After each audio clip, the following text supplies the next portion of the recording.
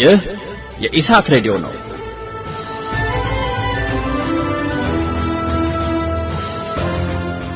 የኢሳት ሬዲዮ ከምሽቱ 2 ሰዓት እስከ 3 ሰዓት በአጭር ሞገድ በአማርኛ ቋንቋ የሚያስተላልፈውን ስርጭት አሁን ጀመረ።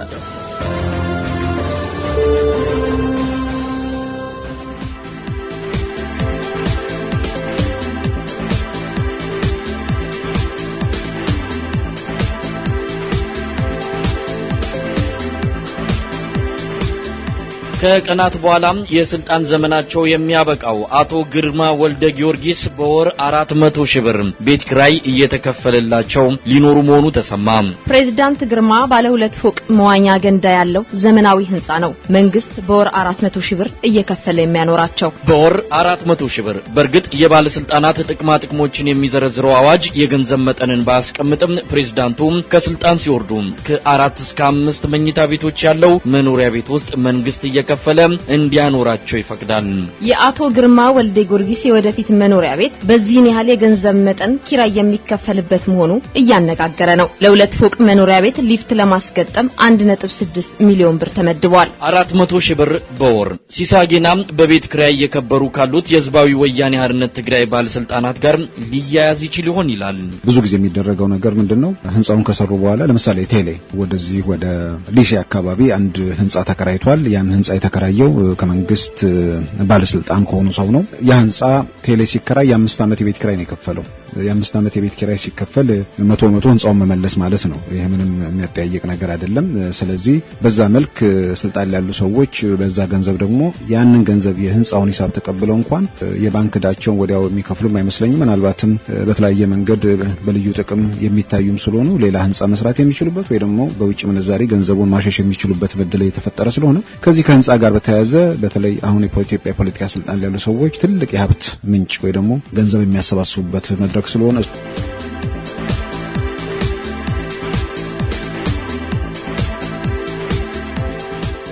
ሰላም ጤና ይስጥልኝ። እንደምን ዋላችሁ፣ እንደምን አመሻችሁ። ይህ ዋሽንግተን ዲሲ ከሚገኘው ኢሳት ሬዲዮ የሚተላለፍላችሁ ስርጭት ነው። መስከረም 14 2006 ዓመተ ምህረት ማክሰኞ ነው ዛሬ። የአዲስ አበባ አስተዳደር የሰላማዊ ሰልፍና ህዝባዊ ስብሰባ ፍቃድና ዕውቅናን በተመለከተ ያወጣው አዲስ መመሪያ እያነጋገረ ነው።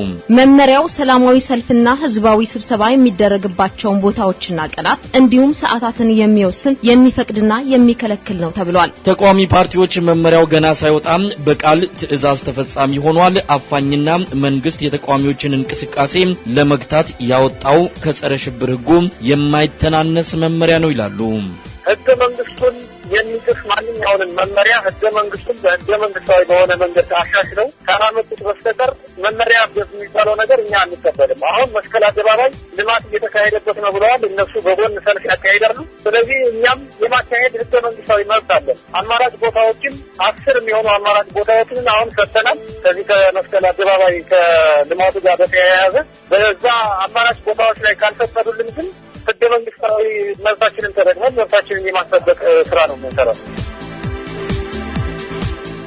ይሁን ያለው ነገር ህገ መንግስቱን በአግባቡ በግልጽ የሚጻረን መመሪያ ነው ብለን የምንቀበለው። መመሪያዎች ደግሞ ህገ መንግስቱን የሚያስፈጽሙ እንጂ ከህገ መንግስቱ ጋር የሚጻረሩ መቻል የለባቸው። ልክ ሌሎች ለምሳሌ እንደ ጸረ ሽብር ህጉ አይነት እየሆነብን ነው ማለት ነው። ልክ የጸረ ሽብር ህጉን እኮ ከዚህ ጋር ለይተን የምናየው ነገር አይደለም። ይሄ ነገር እንዲህ ነገሮችን የተቋሚ እንቅስቃሴዎችን ለማገድ ሆን ተብሎ እየወጣ ያለ ነገር ስለሆነ ይህንን ነገር አግባብና ስነስርዓት ተከትለን እንዲሻር እንዲገዘት የምናደርገው አንድ የትግል አካላችን አድርገን የምንቀጥልበት ነገር ነው የሚሆነው። አቶ ተክሌ በቀለ የአንድነት ለዲሞክራሲና ለፍትህ ፓርቲ ስራ አስፈጻሚ ኮሚቴ አባልና አቶ ይድነቃቸው ከበደ የሰማያዊ ፓርቲ የህግ ክፍል ኃላፊ ናቸው። አዲሱን መመሪያ በጽኑ አውግዘውታል። በአንጻሩ መመሪያውን ያወጣው አካል ለተቋሚዎች የተቀላጠፈ አገልግሎት ለመስጠት መንግስት አስቦ ያደረገው ነው ይላል። መመሪያው ለምሳሌ የሚከለከሉ ቦታዎች ይጠቅሳል። በትንሳኤ ከሰብሰባው ሰላማዊ ሰልፍ ስብሰባው ከመካሄዱ በፊት በትንሳኤ ቀደም ብሎ ለመንግስት አሳውቅ ያለበት ኃላፊነትና ግዴታው የመንግስት ግዴታው ይሄንን ነው የሚደነግገው። ህገ መንግስቱን የሚጥስ አይደለም። ህገ መንግስቱ የሚጥስ እንደሆነ አንዳንድ ባለሙያዎች ይናገራሉ። አረ ህገ መንግስቱን አይጥስም። ህገ መንግስቱን አይጥስም። መነሻው ህገ መንግስቱ ነው።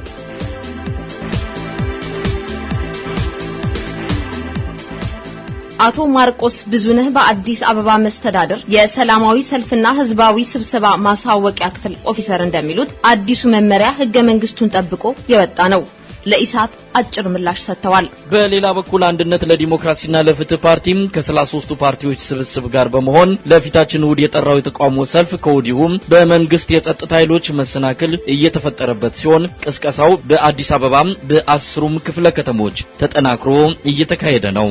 ዛሬ ቅስቀሳ ሲያደርጉ የነበሩት የአንድነት አባላት እየታሰሩ መሆኑ ተሰምቷል። በአራዳና የካ ክፍለ ከተሞች እስካሁን 26 የአንድነት አባላቶች ታስረዋል። እኛ እንግዲህ የሚቻለውን ሁሉ ጥረትና ሙከራ እናደርጋለን። አሁን በመጠኑም በተደረገው እንቅስቃሴ አሁን የታሰሩትን ሰዎች ሄጄ ሳነጋግራቸው ህዝቡ በጣም በጋለ መንፈስ እንደተቀበላቸው ሲታሰሩም ደግሞ ልቀቋቸው፣ አትሰሯቸው፣ መብታቸው ነው፣ እኛም ከነሱ መስማት መብታችን ነው እያለ እና እኛ እስከ መጨረሻው ትግል እናደርጋለን። በኔ እምነት ይሄ የ19 ሰላማዊ ሰልፍ በእውነት ትልቅ ቦታ የሚሰጠውና ትልቅ ዋጋ የምንሰጠው ስለሆነ እንዲህ በቀላሉ ወደ ኋላ የምንልበት አይደለም። የመጨረሻ ጥረትና ይሳካል የሚል ተስፋ ነው ያዝኩት።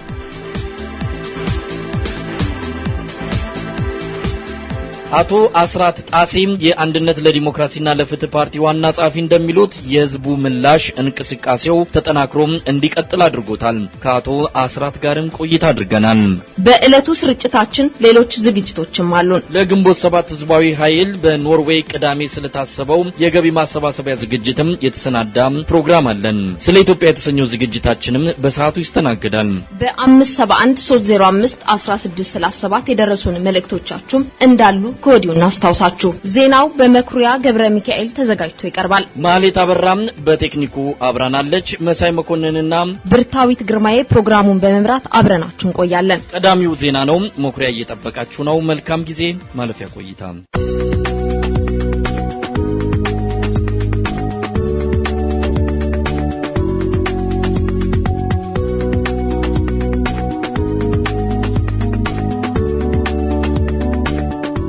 ጤና ይስጥልን ውድ የኢሳት ሬዲዮ አድማጮች፣ የዕለቱን ዜና ይዤ ቀርብ ያለው ዜናውን ማቀርብላችሁ መኩሪያ ገብረ ሚካኤል ነኝ።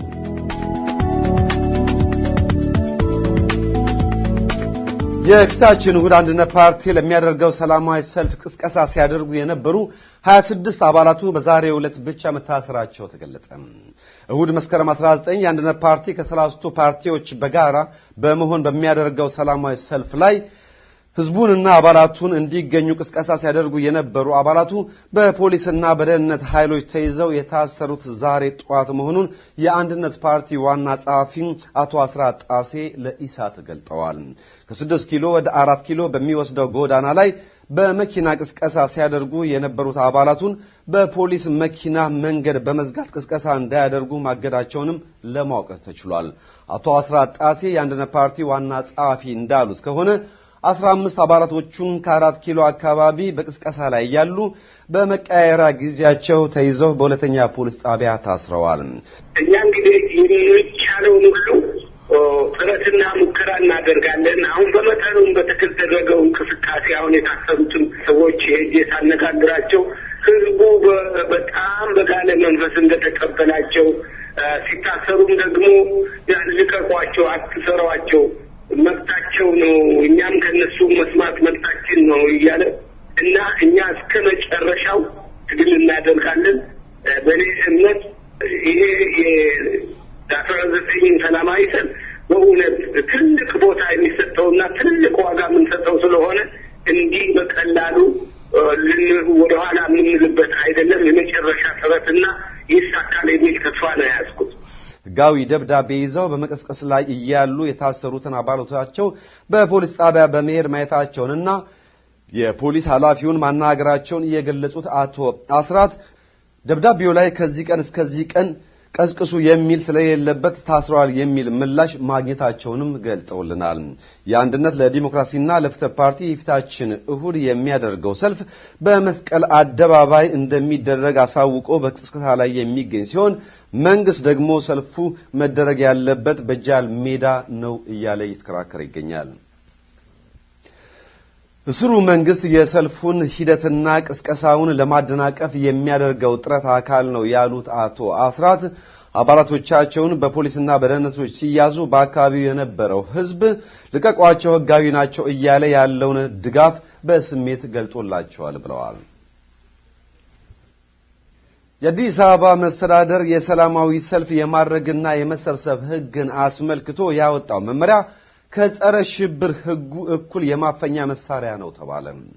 የሰማያዊ ፓርቲ የህግ አገልግሎት ክፍል ኃላፊ አቶ ይርነቃቸው ከበደ ለኢሳት እንደገለጹት ተቃዋሚ ፓርቲዎች ሰላማዊ ሰልፍ በማድረግ ግላቸውን ባቀጣጠሉበት ጊዜ የመመሪያ መውጣቱ እንቅስቃሴያቸውን የመገደብና ትግሉን የማፈን የተለመደ የገዢው ፓርቲ ተግባር አካል ነው ብለዋል።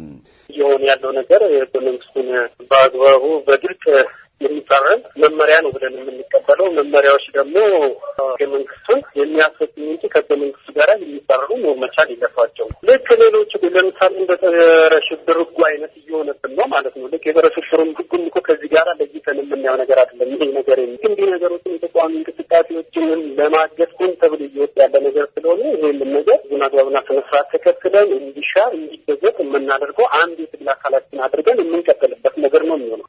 የአዲስ አበባ መስተዳድር ያወጣው ይህ መመሪያ ሰላማዊ ሰልፍ የሚደረግበትን ቦታና ሰዓትን የሚወስን መሆኑን ተገልጧል። የአንድነት ፓርቲ ስራ አስፈጻሚ ኮሚቴ አባል አቶ ተክሌ በቀለ በበኩላቸው ይህ የተባለው መመሪያ ድርጅታቸው እንዳልደረሰ ገልጸው ህገ መንግስቱን የሚጻረር በመሆኑም አንቀበለውም ብለዋል። የሰላማዊ ሰልፍና የስብሰባ አዲስ መመሪያ በነጋሪት ጋዜጣ ሳይወጣና ለፓርቲያቸው ሳይደርስ የፊታችን እሁድ የምናደርገውን ሰልፍ ለማደናቀፍ ፖሊሶች በቃል ተነግሮናል፣ በመመሪያው መሰረት ነው የምናስራችሁ እያሉን ነው ብለዋል። ህገ መንግስቱን የሚጥስ ማንኛውንም መመሪያ ህገ መንግስቱን በህገ መንግስታዊ በሆነ መንገድ አሻሽለው ካላመጡት በስተቀር መመሪያ የሚባለው ነገር እኛ አንቀበልም። አሁን መስቀል አደባባይ ልማት እየተካሄደበት ነው ብለዋል። እነሱ በጎን ሰልፍ ያካሂዳሉ። ስለዚህ እኛም የማካሄድ ህገ መንግስታዊ መብት አለን። አማራጭ ቦታዎችን 10 የሚሆኑ አማራጭ ቦታዎችን አሁን ሰጥተናል። ከዚህ ከመስቀል አደባባይ ከልማቱ ጋር በተያያዘ በዛ አማራጭ ቦታዎች ላይ ካልፈቀዱልን ግን ህገ መንግስታዊ መብታችንን ተጠቅመን መብታችንን የማስጠበቅ ስራ ነው የምንሰራው። የአዲስ አበባ መስተዳደር የሰላማዊ ሰልፍና ህዝባዊ ስብሰባ እውቅና ሰጪ ክፍል ኦፊሰር አቶ ማርቆስ ብዙነህ ለኢሳት እንደገለጹት መመሪያው ተቃዋሚዎችን በማድረግ ላይ ያሉትን ህዝባዊ ሰልፍና ስብሰባ ለማቀላጠፍ የሚያግዝና ህገ መንግስቱንም ያልተጻረረ ነው ብለዋል። መመሪያው ምን መሰለህ የሚከለከሉ ቦታዎች ይጠቅሳል። በስንት ሰዓት ከስብሰባው ሰላማዊ ሰልፍ ወይም ስብሰባው ከመካሄዱ በፊት በስንት ሰዓት ቀደም ብሎ ለመንግስት ማሳወቅ ያለበት ኃላፊነትና ግዴታውን የመንግስት ግዴታውን ይሄንን ነው የሚደነግገው። ህገ መንግስቱን የሚጥስ አይደለም። ህገ መንግስቱ የሚጥስ እንደሆነ አንዳንድ ባለሙያዎች ይናገራሉ። አረ ህገ መንግስቱን አይጥስም። ህገ መንግስቱን አይጥስም። መነሻው ህገ መንግስቱ ነው። የኢትዮጵያ መንግስት ከጋምቤላ ተፈናቅለው በደቡብ ሱዳን የሚገኙ የአካባቢ ሰዎችን ለማግባባት አስቦ ወደ ደቡብ ሱዳን የላካቸው ባለስልጣናት ሀገር ጥለው እንዲወጡ መደረጋቸው ተገለጠ። ከፌደራልና ከጋምቤላ ክልል ተውጣጥተው ወደ ደቡብ ሱዳን ተልከው የነበሩት ባለስልጣናት ከደቡብ ሱዳን እውቅና ውጪ ጉዞን በማድረጋቸው ነው የደቡብ ሱዳን መንግስት የዓለም አቀፍ ህግን ጥሰው ወደ ሀገር በመግባታቸው ህገወጥ መሆናቸውን ገልጦ ያባራቸው ተብሏል።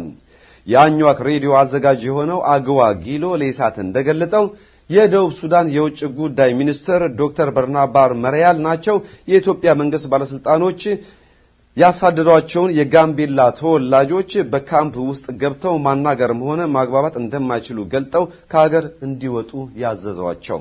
የኢትዮጵያ መንግስት ታጣቂዎች ከዚህ በፊት በስደት ደቡብ ሱዳን የሚገኙ ዜጎችን አፍኖ እንደሚወስድ የገለጠው አግዋ ጊሎ የአሁኖቹን ባለስልጣናት የዓለም ባንክ ገንዘቡን ለጋምቤላ ማፈናቀል ማስፈር ተግባር ማዋሉን ለመሸፈን ተፈናቃዮችን ከቻሉ ለማግባባት ካልቻሉ ደግሞ አስገድዶ ወደ ሀገር ለመመለስ አልመው እንደተጓዙ ያናገራቸው የጋምቤላ ባለስልጣናት እንደገለጹለት ተናግሯል።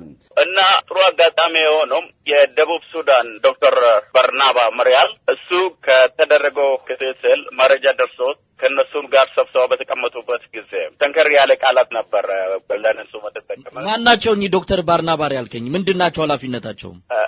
የደቡብ ሱዳን የውጭ ጉዳይ ሚኒስትር ናቸው። እሺ እና ለነሱም ያሉት ምንድነው ደቡብ ሱዳን ራሷ የቻለች ሀገር ነች እና እናንተ በፈልጋችሁበት ሰዓት የመግባትና የመውጣት ኃላፊነት ወይም እድል የላችሁም። ስለዚህ እዚህ በመጣችሁበት ምክንያት ይሄንን አግባብነት የለውም እና መጣችሁ እናንተ የገደላችሁ ሰዎች ከሀገር ቤት ያሳደዳችሁ ሰዎች ጋር ገብተን እንነጋገር ማለታችሁ ይሄንን በፍጹም የማይሆንና የማይደረግ ነው። ስለዚህ በአስቸኳይ ደቡብ ሱዳን ለቃችሁ እንዲወጡ ነው የሚል ቃል ነው ተሰጣቸው።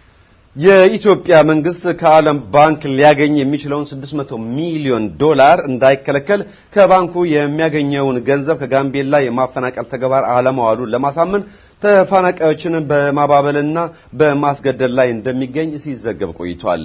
የዓለም ባንክ ይህንን ሁኔታ የሚያጣራ ባለሙያዎችን ወደ ሀገር ቤት እና ወደ ኬንያና ደቡብ ሱዳን እንዲሁም ጋምቤላ ለመላክ መዘጋጀቱም ይታወቃል። በደቡብ ሱዳን በህገ ወጥ መንገድ ገቡ የተባሉትን የኢትዮጵያ መንግስት ባለስልጣናት በደቡብ ሱዳን የኢትዮጵያ ኤምባሲ ሰኞ ዕለት ስብሰባ ያደረጉ መሆኑን የገለጸልን አግዋ ጊሎ ወደ ካምፑ በመግባት ስደተኞችን ለማናገር ያደረጉት ጥረት ሳይሳካ ከሀገር እንዲወጡ መደረጉን ገልጧል። የኢትዮጵያ መንግስት ስደተኞቹ ለዓለም ባንክ አጣሪ ቡድን አንዳች መረጃ እንዳይሰጡ ለማግባባት የጋምቤላ የሀገር ሽማግሌዎችና ታዋቂ ሰዎችን ወደ ደቡብ ሱዳን እየላከ እንደሚገኝም የአሁኛው ሬዲዮ አዘጋጅ አግዋ ጊሎ ገልጦልናል። ለፕሬዝዳንት ግርማ ወልደ ጊዮርጊስ በ400,000 ብር ወርሃዊ ክፍያ የተከራየላቸው ባለ 2 ፎቅ ህንጻ በ1.6 ሚሊዮን ብር ሊፍት ሊገጠምለት መሆኑ ተገለጸ።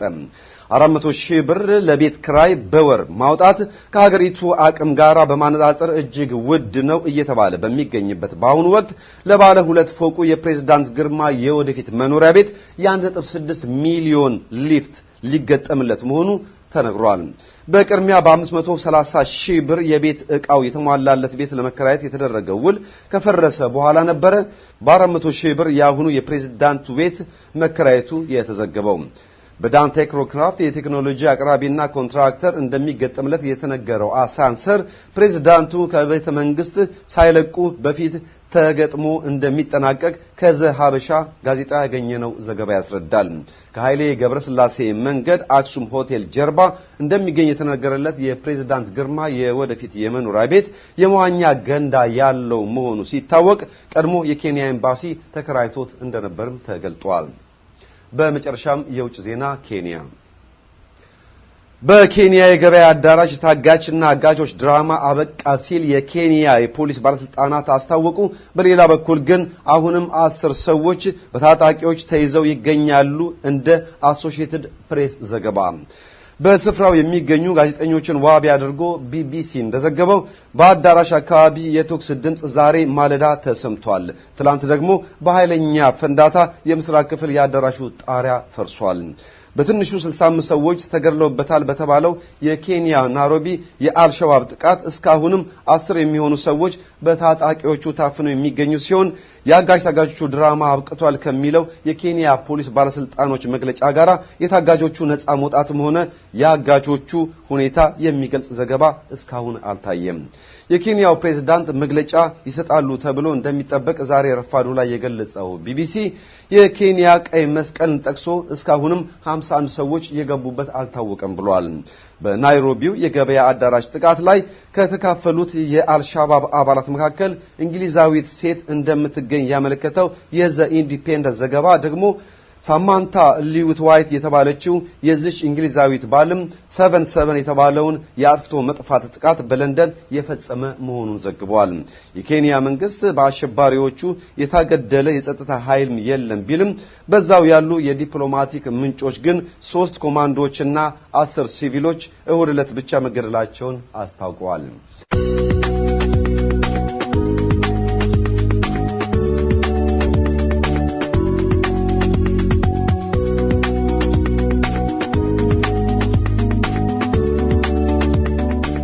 ውድ የኢሳት ሬዲዮ አድማጮች የዕለቱ ዜና በዚሁ አበቃ። ከቀሪ ፕሮግራማችን ጋር መልካም ቆይታ፣ መልካም ጊዜ።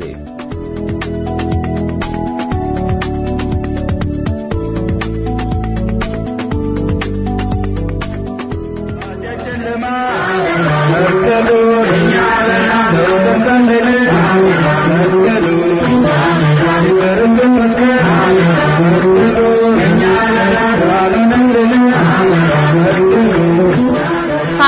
የመንፈሳዊ ጥሪ በመጀመሪያ መንፈሳዊ ሰላምታችንን እያስቀደምን የዚህ ዓመት በዓለ መስቀል የሚውለው መስከረም 17 ቀን አርብ ወይንም ሴፕቴምበር 27 ሲሆን ዳመራው ደግሞ ሐሙስ ማታ ነው። በዚሁ ምሽት የዳመራውን በዓል በደማቅና በሀገራችን የአከባበር ስነ ስርዓት ለማክበር ሐሙስ ከምሽቱ 5 ፒኤም እስከ ምሽቱ 8 ፒኤም በዋሽንግተን ዲሲ 2601 ኤቫርትስ ስትሪት ኖርዝ ኢስት የሚገኘው የደብረ ኃይል ቅዱስ ገብርኤል ካቴድራል ብፁዓን አባቶች፣ አበው ካህናት፣ የሰንበት ትምህርት ቤት ወጣት ዘማሪያን፣ ሌሎች አብያተ ክርስቲያናትና በርካታ ምዕመናን በሚገኙበት በአንድ ላይ ይከበራል። ስለዚህ በዲሲና በአካባቢዋ ለሚገኙ የኢትዮጵያ ኦርቶዶክስ ተዋሕዶ ቤተክርስቲያን ምዕመናን ሁሉ መንፈሳዊ ጥሪያችንን እናስተላልፋለን። የደብረ ኃይል ቅዱስ ገብርኤል ካቴድራል አስተዳዳሪ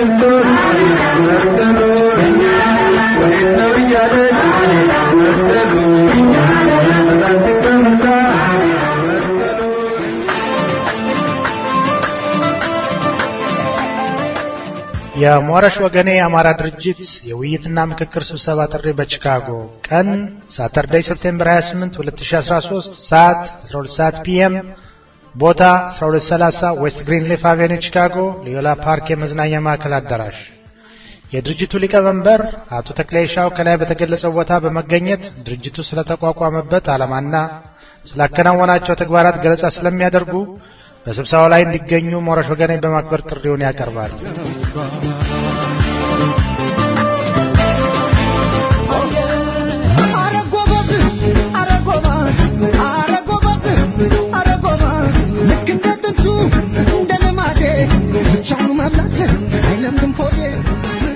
ኢሳት በተራራማዋ ኮሎራዶ በማይል ሃይ ሲቲ ዴንቨር ኮሎራዶ ለምትገኙ ኢትዮጵያውያንና የኢትዮጵያውያን ወዳጆች ኦክቶበር 6 ሁሉን ኢትዮጵያውያን ያሳተፈ ልዩ ዝግጅት ለመጀመሪያ ጊዜ የኢሳት ድጋፍ አሰባሳቢ ኮሚቴ አዘጋጅቷል። በእለቱ ብፁዕ አቡነ መልከጼዴቅ፣ ሐጂ ነጂብ መሐመድ፣ አርቲስት ታማኝ በየነ፣ ድምፃዊ ሻምበል በላይነህ በተራራማዋ ኮሎራዶ በእንግድነት ይመጣሉ። እንዲሁም በስካይፕ የኢሳት ጋዜጠኛ መሳይ መኮንን ይገኛል። ቦታው በደብል ትሪ ሆቴል 4040 ኪዌክ ስትሬት ዴንቨር ነው። ከቀኑ 2 ሰዓት ከ30 እስከ 6 ሰዓት ከ30 ፒኤም። ቀን ለሚደረገው ዝግጅት የመግቢያ ዋጋ $25፣ ለማታው ዝግጅት $35 ብቻ። ትኬቶቹን በሾፕ ፋስት ሞናኮና አላሜዳ መስመር እንዲሁም ዳይተንና 6ኛው መንገድ ላይ በሚገኙት ዳይተን ግሮሰሪ ጋዝ የኢትዮጵያ ሱቆች ያገኙታል። ተጨማሪ ማብራሪያ ሲሹ 72021239592 ይደውሉ ወይንም 72027868839 ይደውሉ። የኮሎራዶ ኢሳት ድጋፍ አስተባባሪ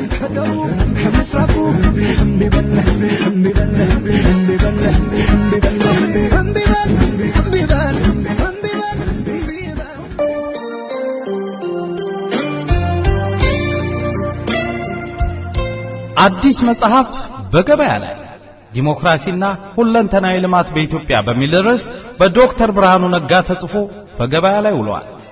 ሀገራችን በገዘፉና በጥልቀታቸው ሳቢያ የሰው ልጅ አምሮ በሚጫኑ ከባባር ችግሮችና ፈተናዎች ተተብትባለች። ፖለቲካዊ፣ ኢኮኖሚያዊ፣ የተፈጥሮ ሀብት መራቆትና የአየር ጸባይ ለውጥ ወዘተ በስራቸው ዘርፈ ብዙ ንዑሳን ችግሮችና ፈተናዎች አርግዘውና አዝለው የአሁኖቹን ብቻ ሳይሆን የመጪዎቹን ትውልዶች ደህንነት፣ ህልውና፣ ማህበራዊ ቀጣይነት በእጅጉ የሚፈታተኑ መሆናቸው በመጽሐፉ ውስጥ በዝርዝር ቀርቧል።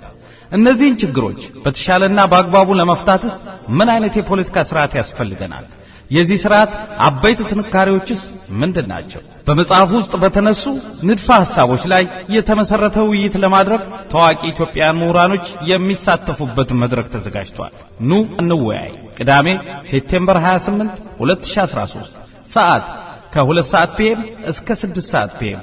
ቦታ 5616 ሜትሮ ሴንተር አሌክሳንድሪያ ቨርጂኒያ 22311። በበለጠ ለመረዳት በስልክ ቁጥር 571 234 7001። አዘጋጅ ነጻነት አሳታሚ ድርጅት።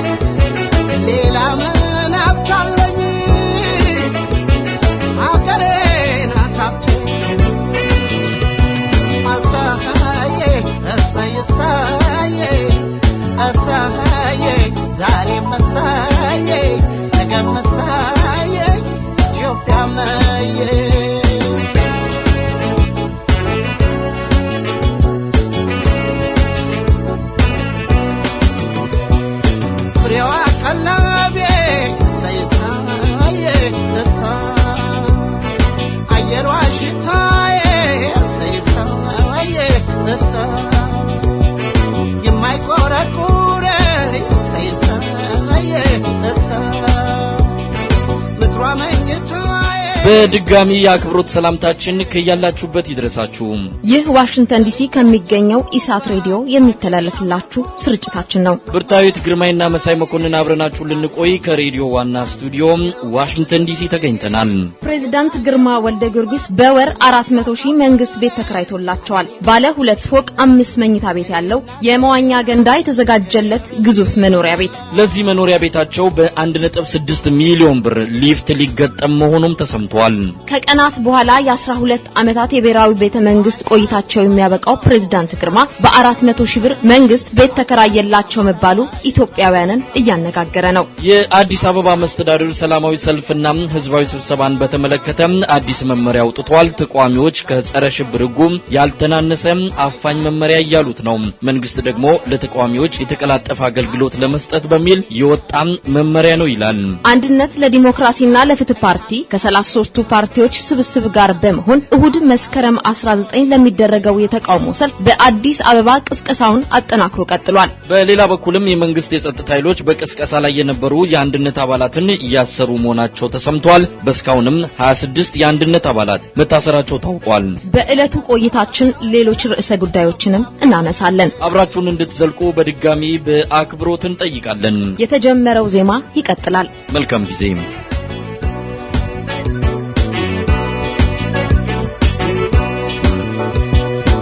ክብሬ መመኪያ ደስታና ሕይወቴ ሌላ ምን አባለኝ ኢትዮጵያ ናት ሀብቴ አሳዬ ዛሬ መሳዬ ነገ መሳዬ ኢትዮጵያ መዬ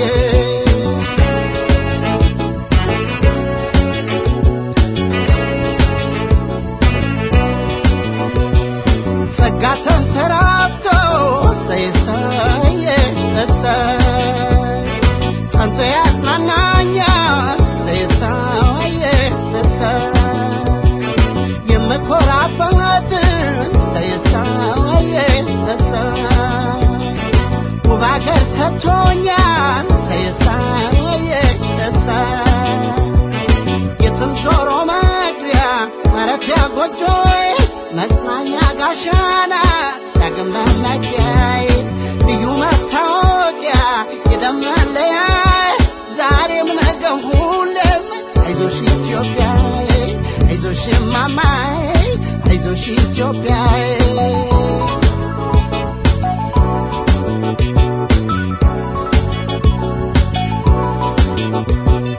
ሃይ ሃይ ታጀበው ሃይ አሞራዋይ ትራይካይ አይ ለምን የትምሉደ አይ ያገር ያፈር ብላኛይ አይ እስኪ ነፍስ አውቄ አይ ራሴ ልጠይቅ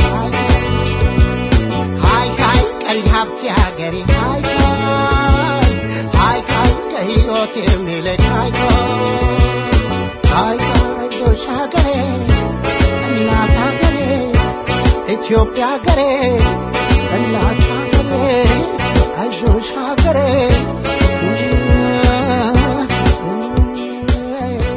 ከሙዚቃም ግብዣችን ተመልሰናል። የምትከታተሉት ስርጭት የሚተላለፍላችሁ ዋሽንግተን ዲሲ ከሚገኘው ኢሳት ሬዲዮ ነው። የአዲስ አበባ መስተዳድር ሰላማዊ ሰልፍና ህዝባዊ ስብሰባን በተመለከተ ያወጣው መመሪያ መንግስትንና ተቃዋሚዎችን እያወዛገበ ነው።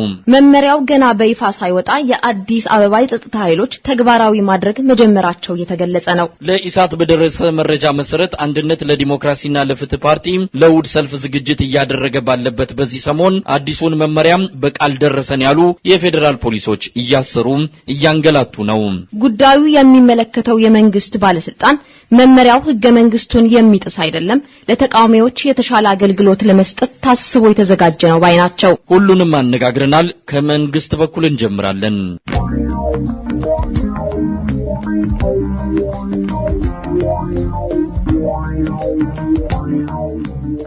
እና ስለኝ አቶ ማርቆስ አቶ ማርቆስ ኖት የአዲስ አበባ መስተዳድር የሰላማዊ ሰልፍ ፍቃድና ማሳወቂያ ክፍል?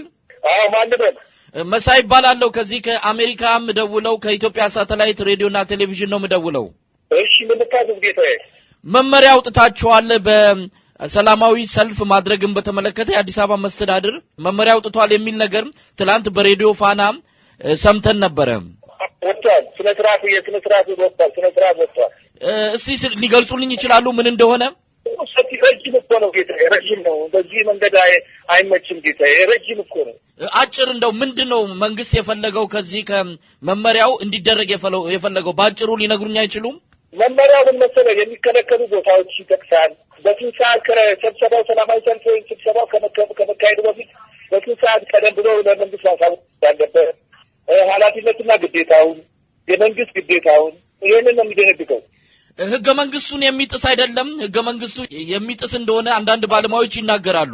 አረ ህገ መንግስቱን አይጥስም። መነሻው ህገ መንግስቱ ነው። እንደዚህ አይነት መመሪያ ማውጣት አሁን የተጀመረውን በተለይ አንድነትና ሰማያዊ ፓርቲ የጀመሩትን ህዝብን ወደ አደባባይ ለማውጣት የሚያደርጉትን እንቅስቃሴ ለማደናቀፍ እንደሆነ ፓርቲዎቹም ገልጸዋል። መንግስት ሆን ብሎ ነው ያደረገው ይላሉ። ይሄንን እንደ መንግስት ምን ይላሉ እርሶ? መነሻ አድርገን እኮ በሱ ነው የምናስተናግዳቸው ጌታዬ። እንደውም እሱ ከስነ ስርዓት ከወጣ ወዲህ ነው እነሱ በደንብ መሰራት የጀመሩ። መቼ ያደረጉ? በቀደምም ሰልፉን መስቀል አደባባይ ማድረግ አልቻሉም። ነገር ግን ለኢህአዲግ ለገዢው ፓርቲ ለጠራው ሰልፍ ግን መስቀል አደባባይ ተፈቅዶ ነበርና እንደው የገዢ ፓርቲ የተቋሚ የሚባል አደባባይ አለ ኢትዮጵያ ውስጥ? አሎ አይሰማኝም። የገዢው ፓርቲ የተቋሚ የሚባል አደባባይ አለው ኢትዮጵያ ውስጥ። በቅርቡ ለገዢው ፓርቲ ለጠራው የሃይማኖቶች ስብሰባ ሰልፍ ተፈቅዶ ነበረ። ሄሎ አድማጮቻችን፣ አቶ ማርቆስ ከስልኩ ወጥተዋል። ለማንኛውም መልሰን ደውለን ለማግኘት እንሞክራለን። አብራችሁን ቆዩ።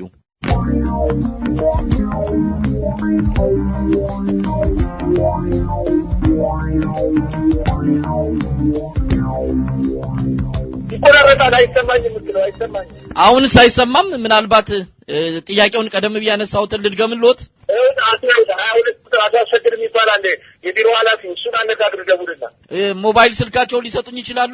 ትንሽ ቆይተህ ደውል፣ ጠይቄ እነግርሃለሁ። ምናልባት እርሱ አሁን እየሰሙኝ ስለሆነ ብዬ ነው። አጭር ነገር ሊነግሩኝ ከቻሉ ነው። መመሪያው ለምን መውጣት አስፈለገ የሚለውን ሊነግሩኝ አይችሉም? ከዚህ በፊት መውጣት አልነበረበትም? አሁን መንግስት ፈተናው ሲገባ ይሆን ያወጣው? ሄሎ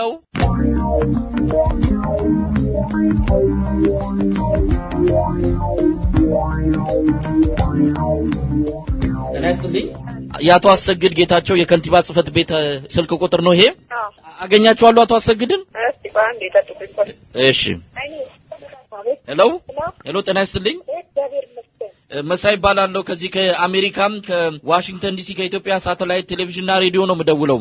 አቶ አሰግድ ጌታቸውን ፈልጌ ነበር የከንቲባ ጽህፈት ቤት ኃላፊውን። ከየት ነው የምደውለው?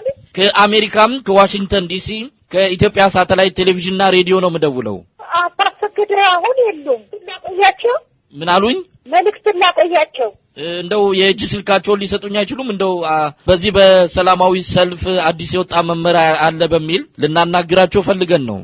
ታቸው አሁን ስብሰባ ላይ ናቸው ሌላ ቦታ። እርሶ የእሳቸው ጸሐፊ ኖት? አዎ። ማን ልበል ስሞን? ወይዘሮ አይናት። እሺ አመሰግናለሁ። ምናልባት የእጅ ስልካቸውን ብናገኝ ወዲያውኑ ልናገኛቸው እንችል ይሆናል። የሚመጡበትን ሰዓት ያውቃሉ? አሁን በቅርብ ስለመጡ ስልካቸውን ገና አላርኩትም። ገና ሳምንት አይሞላቸውም ወደ እኔ ከመጡ። በቅርብ ነው የመጡት። ምናልባት የሚመለሱበት ሰዓት ይታወቃል? የሚመለሱበት ሰዓት ይታወቃል? በዚህ በሰላማዊ ሰልፍ አቶ ማርቆስ ነው። በርግጥ አቶ ማርቆስ ወደ እሳቸው መሩን። አግኝተናቸው ነበር አቶ ማርቆስን አሁን ከደቂቃዎች በፊት። አቶ አሰግድን አነጋግሯቸውን ያሉን። ለዛ ነው ወደዚህ ደወል ነው። ምናልባት ትንሽ ቆይተው ከደወሉ። እሺ እግዚአብሔር ይስጥልኝ። እሺ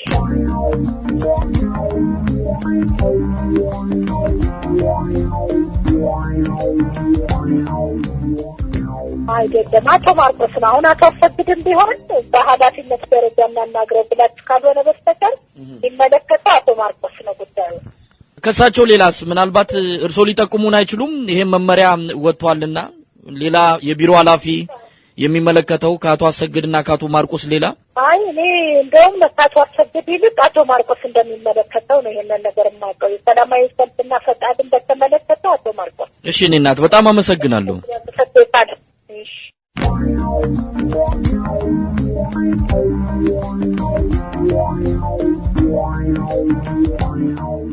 አቤት ደውለን ነበር አቶ አሰግድ ጋር ደውለን ነበር እና እርሶን ነው የሚመለከተው ብለውናል። እርሶ ደግሞ ወደ አሰግድ ወደ አቶ አሁን ቢሮ ደውለን ነበር አቶ አሰግድ ጋር ወደ እርሶ ነው የመሩን አቶ ማርቆስ እርሶን ነው በቀጥታ የሚመለከቱት።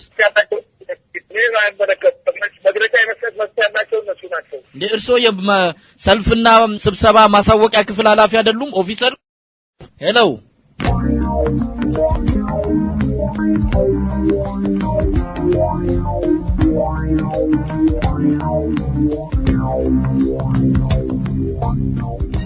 አቶ ተክሌ በቀለ የአንድነት ለዲሞክራሲና ለፍትህ ፓርቲ የሥራ አስፈጻሚ ኮሚቴ አባል በጣም አመሰግናለሁ። እንግዲህ የሰላማዊ ተቃውሞ ሰልፍ ልታደርጉ በዝግጅት ላይ ናችሁ። መንግስት ደግሞ አዲስ መመሪያ እንዳወጣ ገልጿል። በተለይም ሰላማዊ ሰልፍ የሚደረግበት ቦታንና ጊዜን በተመለከተ የወጣ መመሪያ ይላል። ይሄን መመሪያ እንዴት አያችሁት?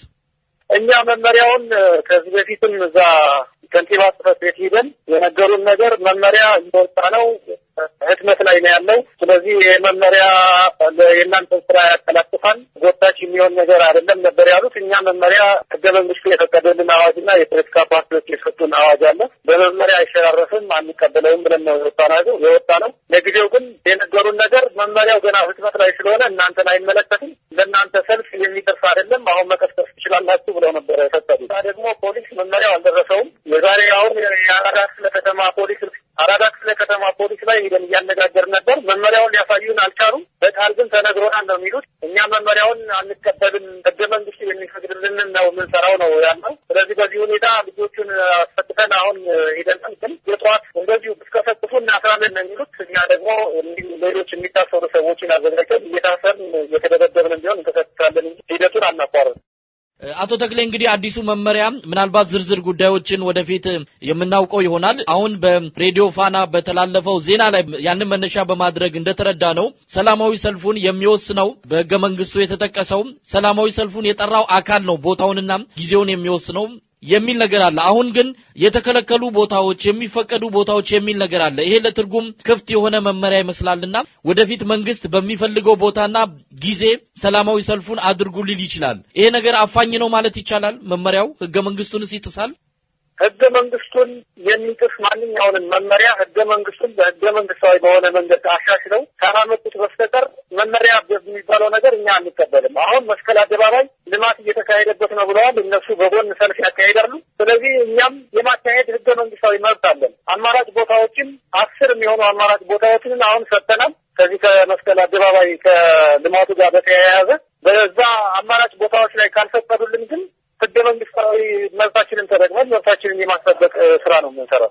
ስለዚህ መመሪያው በተግባር ከዋለ ያሳድረው ተጽዕኖ የለም ነው የሚሉኝ? ምናልባት ከተነገራችሁ በቃልም እኛም ያነጋገርናቸው የአዲስ አበባ አስተዳደር ጉዳይ የሚመለከታቸው አቶ ማርቆስም እናንተን ለማገዝ ነው የሚል ነገር ነው የተናገሩትና ምንም ተጽዕኖ አይፈጥርም? በተግባር እኛን እያገዙ አይደለም፣ እያገዙን ሳይሆን እያደናቀፉም ነው ያሉት። መመሪያው ደግሞ አልደረሰንም፣ አላየነውም እኮ እንኳን እኛ የፖሊስ አካሉም እኮ አልደረሰውም። የፖለቲካ ስራ ነው እየሰሩ ያሉት እንጂ የመመሪያ የአዋጅ የምናምን ጉዳይ አይደለም። አሁን ሂደቱ በምን ላይ ነው? እንግዲህ ቀደም ሲል አቶ አስራት ጣሴንም አግኝተን ነበረ። የታሰሩ ሰዎች አሉ። መመሪያው በዋናነት ይሄ ቅስቀሳንምና ሌሎች ነገሮችንም የሚመለከት ይሆናል። በዛ መሰረት መሰለኝ ፖሊሶች እያሰሩም በጽሁፍ ሳይሆን በቃል በደረሳቸው መመሪያ። አሁን ምን ላይ ናችሁ ያላችሁት? ይሄ እኮ ቅድም እንዳልኩ የመመሪያ ጉዳይ አይደለም። መመሪያ ቢሆን እኮ 10ሩም ክፍለ ከተሞች ላይ ተመሳሳይ ስራ ነው የሚሰራው። ሌሎች ክፍለ ከተሞች ላይ እኮ ቅስቀሳ ቀስቅሰው የተመለሱ ሰዎች አሉ። መኪናዎች ሲቀሰቅሱ ነው የተመለሱ አሉ። አራዳ ክፍለ ከተማና የካ ክፍለ ከተማ ላይ እኮ ነው የያዟቸው። ያም በተለያየ ሰዓት ነው እና የመመሪያ ጉዳይ አይደለም። እኛ መመሪያውንም ቢኖርም ራሱ እንደ መመሪያ አናውቀውም፣ አልደረሰንም። ስለዚህ ስራችንን በተፈቀደልን የህገ መንግስቱ በፈቀደልን መሰረት ስራችንን ነው የምንሰራው። አቶ ተክሌ በቀለም የአንድነት ለዲሞክራሲና ለፍትህ ፓርቲ ስራ አስፈጻሚ ኮሚቴ አባል በጣም አመሰግናለሁ። እኔም አመሰግናለሁ ስለተጣጣችሁ።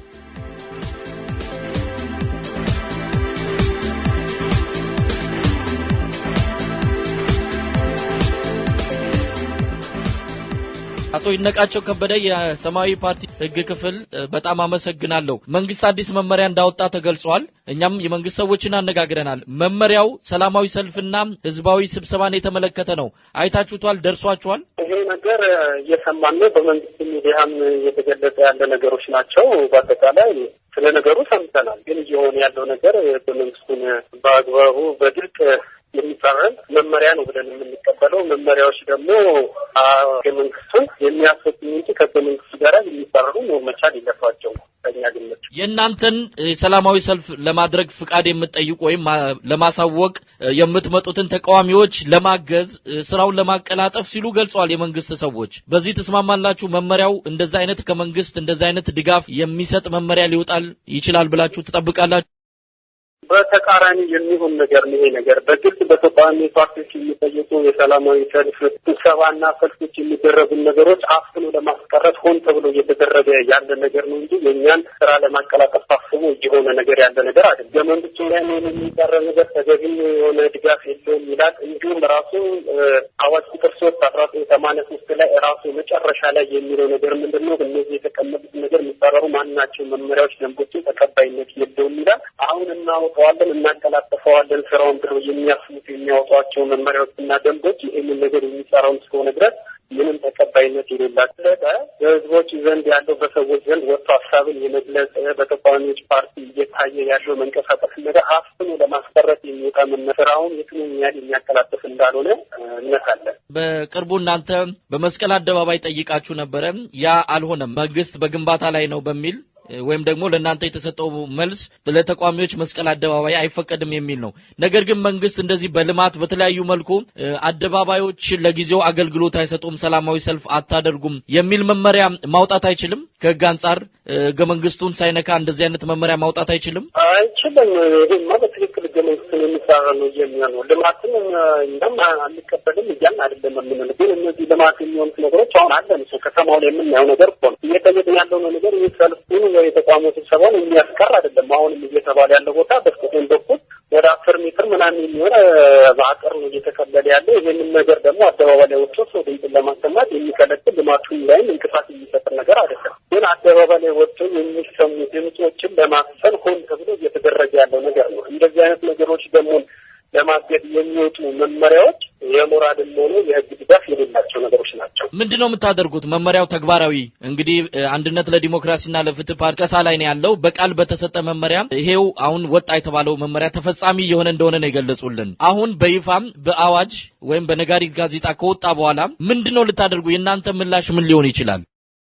ልክ ሌሎች ለምሳሌ በጸረ ሽብር ህጉ አይነት እየሆነብን ነው ማለት ነው። ልክ የጸረ ሽብር ህጉን እኮ ከዚህ ጋር ለይተን የምናየው ነገር አይደለም። ይሄ ነገር እንዲህ ነገሮችን የተቃዋሚ እንቅስቃሴዎችን ለማገድ ሆን ተብሎ እየወጣ ያለ ነገር ስለሆነ ይሄንን ነገር አግባብና ስነ ስርዓት ተከትለን እንዲሻር እንዲደገፍ የምናደርገው አንድ የትግል አካላችን አድርገን የምንቀጥልበት ነገር ነው የሚሆነው። ህዝቡንም በዚህ በኩል እናነቃለን። ጋውጪውን ያወጣው ህግ ተገቢ ያልሆነና ሀገሪቱን ተጨባጭ ሁኔታን እንዲሁም የህገ መንግስቱን የዓለም አቀፍ ስምምነቶችን ተግባራዊ ያላደረገ መሆኑን በመግለጽ እንዲሻር እናነቃንቃለን። እኛም ከፍተኛ የሆነ ስራ በመስራት ወጣ የሚባለው መመሪያ ወይ አዋጅ በለው ወይ ደንብ በለው እንዲሻር ጥረት እናደርጋለን።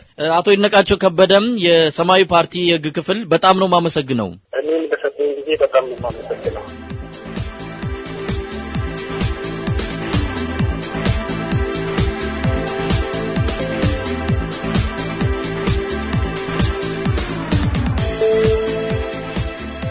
ይህ ዋሽንግተን ዲሲ ከሚገኘው ኢሳት ሬዲዮ የሚተላለፍላችሁ ስርጭት ነው። አንድነት ለዲሞክራሲና ለፍትህ ፓርቲም ከ33ቱ ፓርቲዎች ስብስብ ጋር በመሆን ለፊታችን እሁድ የጠራው የተቃውሞ ሰልፍ ከወዲሁም በመንግስት የጸጥታ ኃይሎች መሰናክል እየተፈጠረበት ሲሆን ቅስቀሳው በአዲስ አበባ በ10ሩም ክፍለ ከተሞች ተጠናክሮ እየተካሄደ ነው። ዛሬ ቅስቀሳ ሲያደርጉ የነበሩት የአንድነት አባላት እየታሰሩ መሆኑ ተሰምቷል። በአራዳና የካ ክፍለ ከተሞች እስካሁን 26 የአንድነት አባላቶች ታስረዋል። አቶ አስራት ጣሴም የአንድነት ለዲሞክራሲና ለፍትህ ፓርቲ ዋና ጸሐፊ እንደሚሉት የህዝቡ ምላሽ እንቅስቃሴው ተጠናክሮ እንዲቀጥል አድርጎታል። ከአቶ አስራት ጋርም ቆይታ አድርገናል። አዎ 15 እንዳልከው በቁጥር የሆኑ በአንድ መኪና ላይ ቅስቀሳ በሚያካሄዱበት ጊዜ በ4 ኪሎ አካባቢ ተይዘው ሁለተኛ ፖሊስ ጣቢያ ተወስደዋል። ጣቢያ መያዛቸውን እንደደወሉልን ከዚህ እኔ አቶ ዳንኤል ተፈራና አቶ ስዩም መንገሻ የድርጅት ጉዳይ ኃላፊው ሄደን ያገኘነው ከፍተኛ ኃላፊዎችን አይደለም። ምክትል ኢንስፔክተር መንግስቱ የሚባሉ ኃላፊ መንግስቱ ለማ የሚባሉ ሰው አገኘን እና ልጆቹ ለቅስቀሳ በተሰማሩበት ጊዜ 2 ወረቀት እጃቸው ላይ ነበር። አንደኛው ከመስተዳደሩ ሰላማዊ ሰልፉ እውቅና ያገኘበት ደብዳቤና በሁለተኛ ደረጃ ደግሞ እያንዳንዳቸው የፓርቲው አባል መሆኑና በዚህ መሆናቸውና በዚህ ስራ ላይ የተሰማሩ መሆኑን የሚገልጽ ነበር እና ረዳት ኢንስፔክተሩን ይሄ እኮ የተፈቀደ ቅስቀሳ ነው፣ መከልከልም አይቻልም፣ መታሰርም የለባቸውም ብዬ ስላቸው የመሰጡኝ መልስ እዚህ ፎርሙ ላይ የምትቀሰቅሱበት ቀን ከዚህ ቀን እስከዚህ ቀን ድረስ የሚል የለም። ስለዚህ ነው የተያዙት። ተወሰነ ሰውም ካደዋውለው በስልክ ተነጋግረዋል። እኔን ውጭ ጠብቁኝ ብለው የለም ይሄ የሚሉት ጉዳይ ትክክል አይደለም። የቅስቀሳ ቀንማ በዚህ ላይ አይጻፍም። በመሰረቱ ከተሰጠን ቀን ጀምሮ ቅስቀሳ ማድረግ ተገቢ ነው። ሰዎች አውቀው የት ምን እንደምናካሄድ መታወቅ አለበት። እንዳውም በግልጽ እንደተቀመጠው በአዋጅ 573/2000 ፖለቲካ ፓርቲዎችን ምዝገባ አዋጅ የተሻሻለው የምዝገባ አዋጅ በአንቀጽ 46 ላይ በቀጥታ እንዳስቀመጠው ህዝብን መቀስቀስ፣ የፖለቲካ ንቃቱን ማሳደግ፣ የፓርቲውን ዓላማ ማስተዋወቅ የዕለት ተዕለትን ኃላፊነት ስለሆነ ይሄ በዚህ መልክ መታየት አለበት ብዬ ብከራከር እንግዲህ ከኃላፊዎቹ ጋር መነጋገር አለብኝ። እኛም እንደተረዳነው በዚህ መንገድ ነው አሉ። የለም ይሄ ትክክል አይደለም። እኛ ከአዲስ አበባ መስተዳድር ከንቲባው ጽሕፈት ቤት ካቶ ማናሰግድ ጌታቸውም ጋራ ተወያይተናል። አቶ አሰግድን ከዚህ በፊትም ተመሳሳይ ችግር ደርሶብን ስለነበረ በዚህ መንገድ ይሄን ይገለጽልን ብለን ጠይቀን ስለነበረ የለም ከፖሊስ ኮሚሽነሩ ጋራ ውይይት አድርገናል። በዚህ ምክንያት የሚያዝ ሰው የለም እና ለሁሉም እንዲያውቁት ተደርጓል ብለው ባሉን መሰረት እንግዲህ በአምነን ነው እንደዚህ የሆነው። ሁኔታዎች ሁሉ ያው ሁልጊዜ የሚሰጡን ቃል ይለወጣል። አንዱ የሚገባውን አንዱ አይፈጽምም እና በጭራሽ ለአሰራርም ሆነ ለፖለቲካ እንቅስቃሴ ከፍተኛ ውጥረትና ችግር ውስጥ የሚያስገባ ሁኔታ ነው የተፈጠረውና ተቸግረናል። በእውነት ተቸግረናል። በዚህ አይነት እንግዲህ የመስቀል አደባባዩ ሰልፋችሁ እውን ይሆናል? አቶ አስራት እኛ እንግዲህ የሚቻለውን ሁሉ ጥረትና ሙከራ እናደርጋለን። አሁን በመጠኑም በተደረገው እንቅስቃሴ አሁን የታሰሩትን ሰዎች ሄጄ ሳነጋግራቸው ህዝቡ በጣም በጋለ መንፈስ እንደተቀበላቸው ሲታሰሩም ደግሞ ልቀቋቸው፣ አትሰሯቸው፣ መብታቸው ነው፣ እኛም ከነሱ መስማት መብታችን ነው እያለ እናም በቪዲዮም በምንም የተቀረጹ ጉዳዮች አሉ እና እኛ እስከ መጨረሻው ትግል እናደርጋለን። በእኔ እምነት ይሄ የ19 ሰላማዊ ሰልፍ በእውነት ትልቅ ቦታ የሚሰጠውና ትልቅ ዋጋ የምንሰጠው ስለሆነ እንዲህ በቀላሉ ወደኋላ የምንልበት አይደለም። የመጨረሻ ጥረትና ይሳካል የሚል ተስፋ ነው ያዝኩት። ልጆቹ የመፈታት እድል አላቸው አቶ አስራት? አዎ ዩዛሊ ይለቋቸዋል፣ ግን ያው እንዲሰናከልና በቀኑ የተያዘው ፕሮግራም እንዲበላሽ ነው ትልቁ ጥረታቸው። እና በኋላ አሁን ወደዛ የሄድን ነው። እኔም ዶክተር ነጋሶም ሁኔታውን በኋላ ልገልጽልህ እችላለሁ ከጠየቀኝ። እሺ፣ በጣም አመሰግናለሁ አቶ አስራት ጣሴ። እሺ አቶ ካሶ፣ እሺ ደህና ሁን።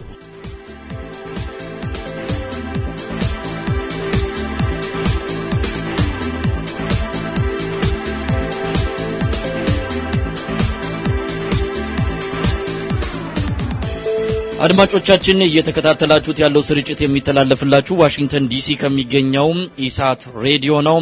በመግቢያችን ላይ እንደገለጽነው ፕሬዝዳንት ግርማ ወልደ ጊዮርጊስ የወደፊት መኖሪያ ቤታቸው ታውቋል። 400 ሺህ ብር በወር የሚያወጣ የቤት ኪራይ የሚከፈልበት ቤት መሃል አዲስ አበባ ላይ መንግስት እንደተከራየላቸው ካፒታል የተሰኘ የእንግሊዝኛ ጋዜጣ ከአዲስ አበባ ዘግቧል።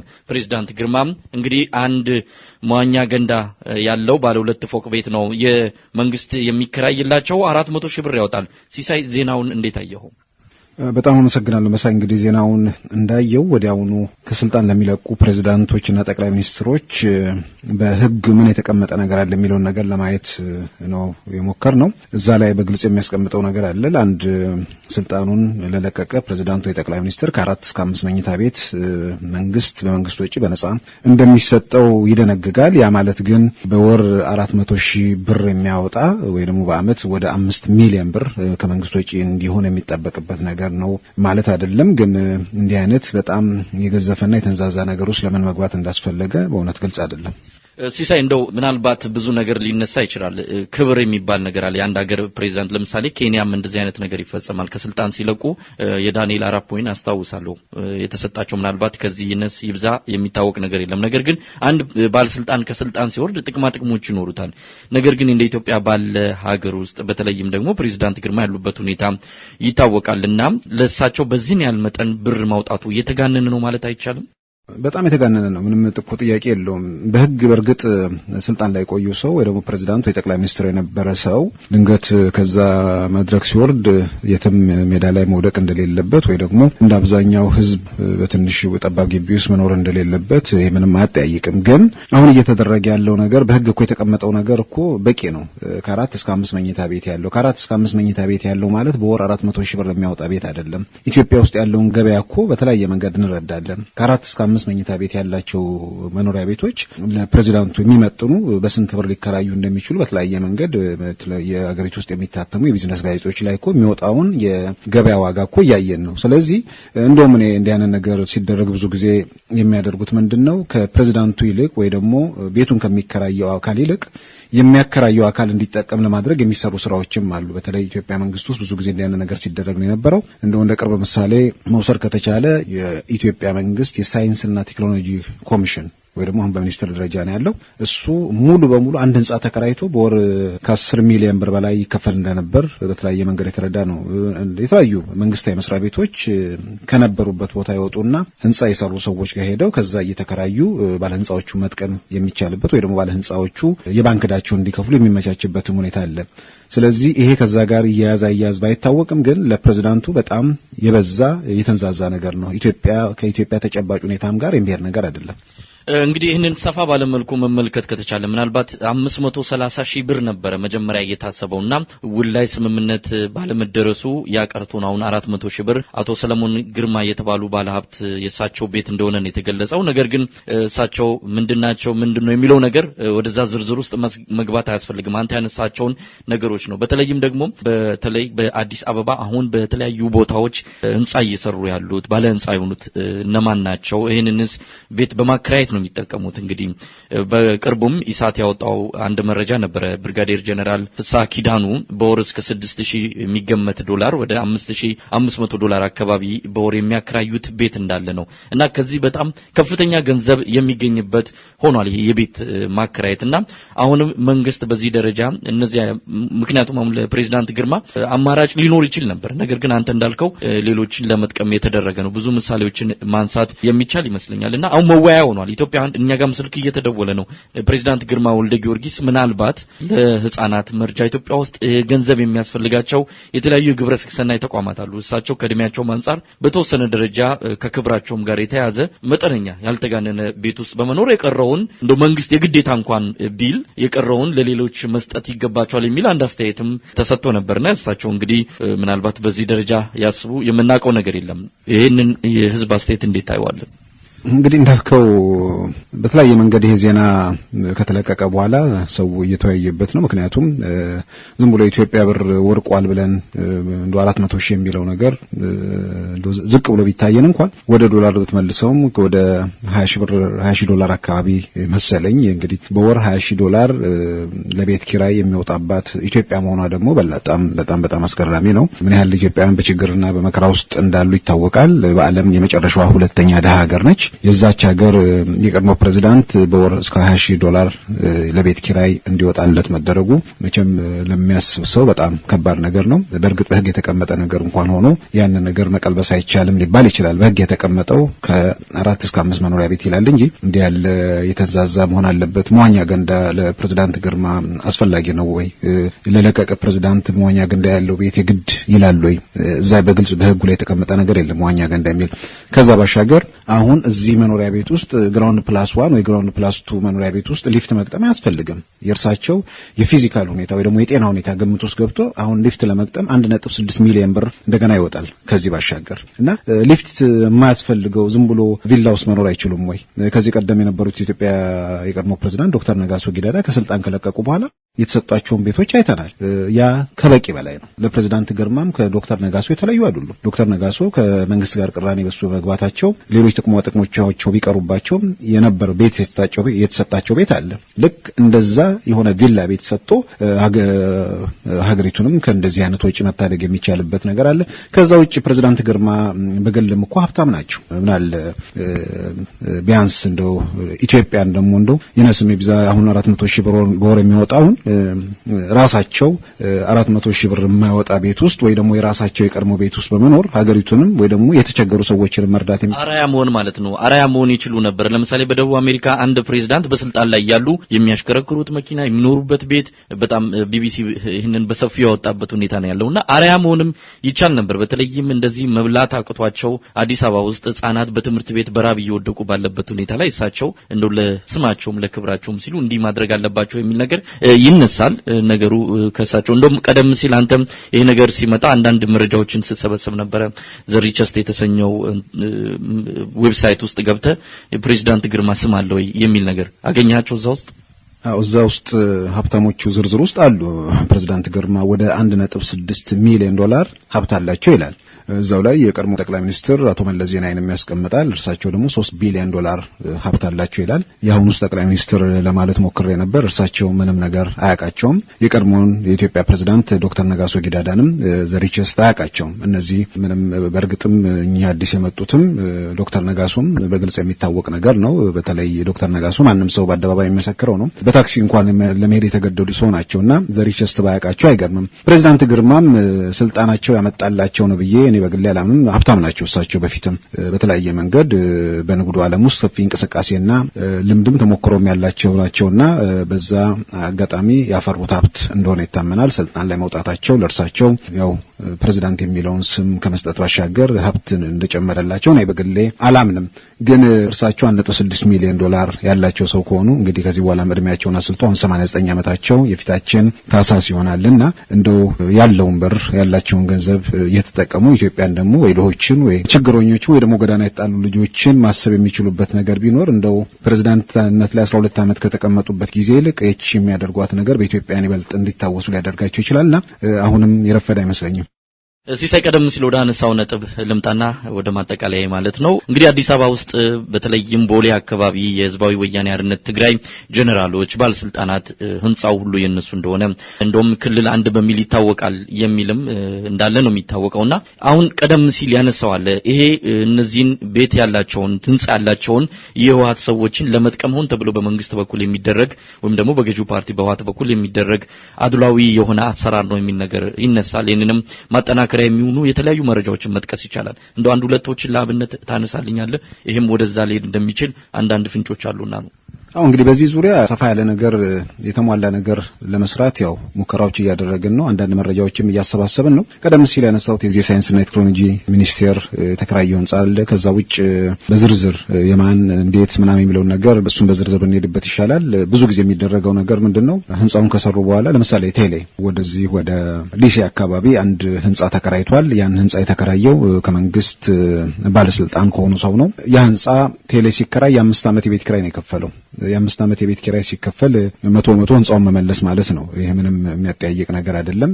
ስለዚህ በዛ መልክ ስልጣን ያሉ ሰዎች በዛ ገንዘብ ደግሞ ያንን ገንዘብ የህንጻውን ሂሳብ ተቀብለው እንኳን የባንክ ዕዳቸውን ወዲያው የሚከፍሉም አይመስለኝም። ምናልባትም በተለያየ መንገድ በልዩ ጥቅም የሚታዩም ስለሆነ ሌላ ህንጻ መስራት የሚችሉበት ወይ ደግሞ በውጭ ምንዛሪ ገንዘቡን ማሸሽ የሚችሉበት በደል የተፈጠረ ስለሆነ ከዚህ ከህንጻ ጋር በተያያዘ በተለይ አሁን የኢትዮጵያ ፖለቲካ ስልጣን ያሉ ሰዎች ትልቅ የሀብት ምንጭ ወይ ደግሞ ገንዘብ የሚያሰባስቡበት መድረክ ስለሆነ እሱን እንደው በጥቅል ከመነካው በዝርዝር ማን የት የሚለውን ነገር በተለይ መንግስት ተቋማት እንዴት አድርገው ለግለሰቦች የሀገር ሀብት እያስተረከቡ መሆናቸውን እሱን ልንመለስበት እንችላለን። ሲሳይ በጣም አመሰግናለሁ። አድማጮቻችን በዚህ ዙሪያ አስተያየቶችና መልእክቶቻችሁን እንድትልኩልን በአክብሮት እንጋብዛለን። በዚሁ ነው ወደ አስተያየቶችና መልእክቶቻችሁ የምናልፈው። በ571 305 1637 የደረሱን ነው። መልካም ጊዜ ሲሳይ፣ አመሰግናለሁ። እግዚአብሔር ይስጥልኝ ሲሳይ።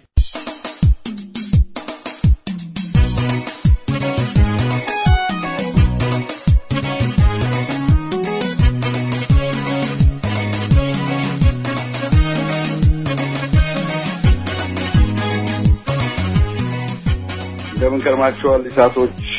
በእስልምና ተከታይ ወንድሞቻችንና እህቶቻችን በእውነቱ ብዙ ተስፋ አድርገን ነበር። ሰሞኑን ደግሞ ድምጻቸው ጠፍቷል። ትንሽ ተዳክመው ይሆናል። ትንሽ እንደማዘን አድርጎኛል ነገሩ። መቼም አይፈረድባቸውም። እኛም ክርስቲያኖች አልደገፍናቸውም እና በእውነት እግዚአብሔር በርታቱንና እንደገና ደግሞ ጥንካሬውን ይስጣቸው። ለኛም ደግሞ ለክርስቲያኖች ለኛም ለራሳችንም ስንል ለሀገራችንም ስንል ተበራተን እንደገና ወደ አደባባይ መውጣት አለብን እና ይሄንኑ ለማስተላለፍ ነው። ታንኪዩ።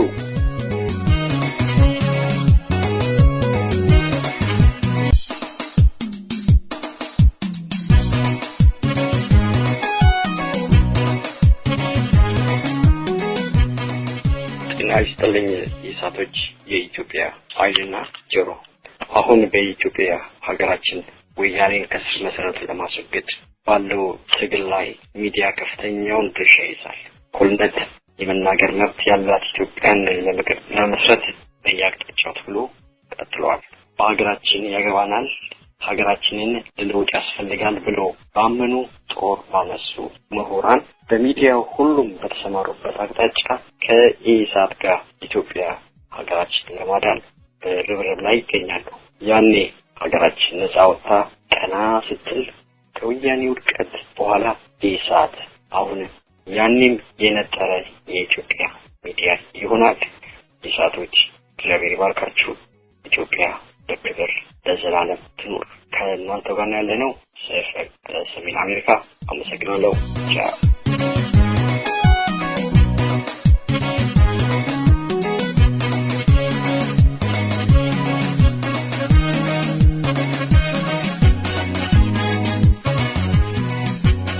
ሰላም ኢሳቶች፣ እንደምናችሁ?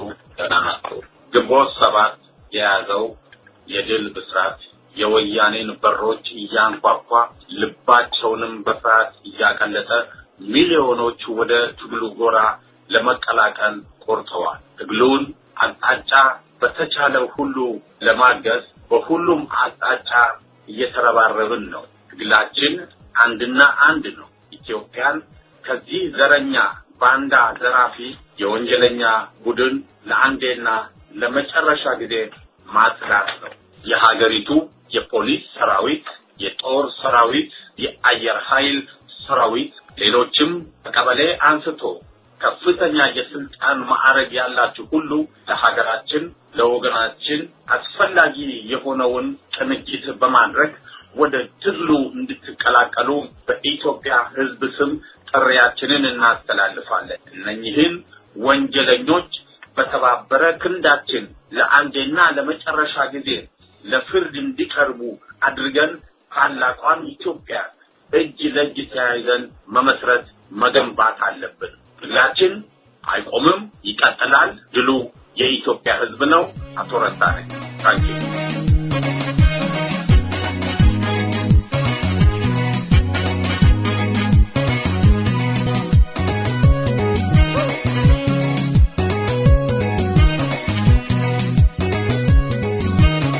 ኢትዮጵያ በክብር ለዘላለም ትኑር። እንደምናችሁ ኢሳቶች አንድ አስተያየት ስላለኝ ነው።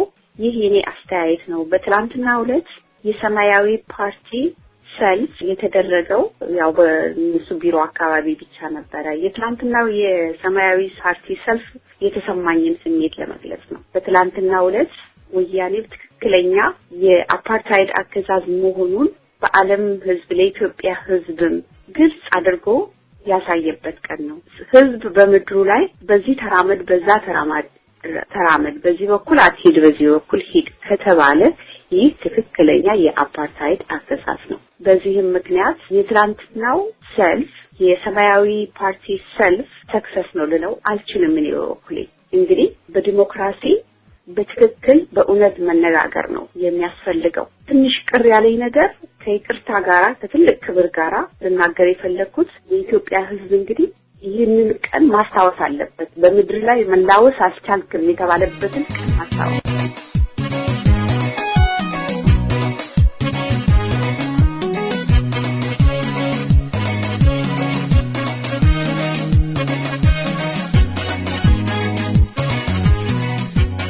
ሃይ ኢሳቶች እንዴት ናችሁ? ሰላም ናችሁ ወይ? ጤና ይስጥልኝ መሳይ። እኔ የምለው መሳይ ወያኔ አዲስ አበባ ሲገባ ያ ሰንደቅ ዓላማችንን ይሄ ጨርቅ ነው ቀይሯልን ቀለሙን ምናምን አለና መጨረሻ ላይ ደግሞ ከጨርቁ ጉዳይ የለም የራሳችን አርማ እንሰቅላለን አለ መሀሉ ላይ። አሁን እንደዚህ ለባንዲራ እንደው ክብር ኖራቸው ነው የሰንደቅ ዓላማ ቀን ብለው የሚያከብሩት ዛሬ። እንደው እስቲ ምን ትላለህ? እንግዲህ ሳሚ ካስላምታ ነኝ። መልካም ቀን።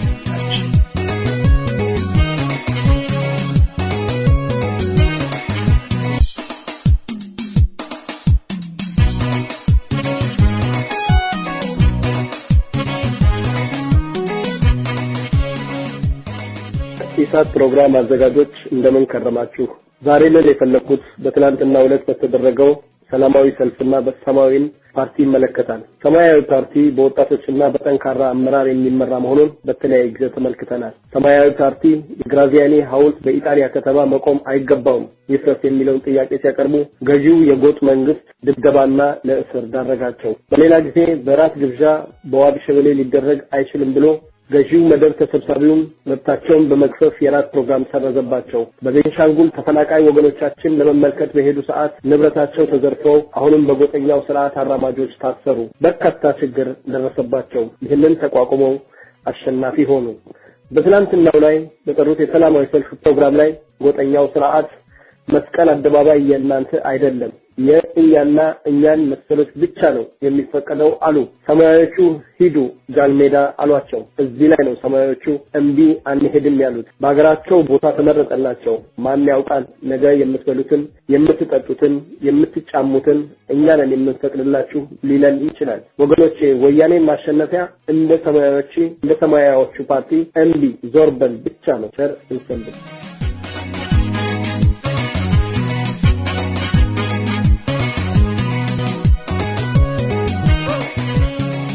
አድማጮች ቀደም ሲል የተከታተላችሁት በ57130511637 የደረሱንን መልእክቶቻችሁን ነበር። ከልብ እናመሰግናለን። ላንቺ ነው ኢትዮጵያ ላንቺ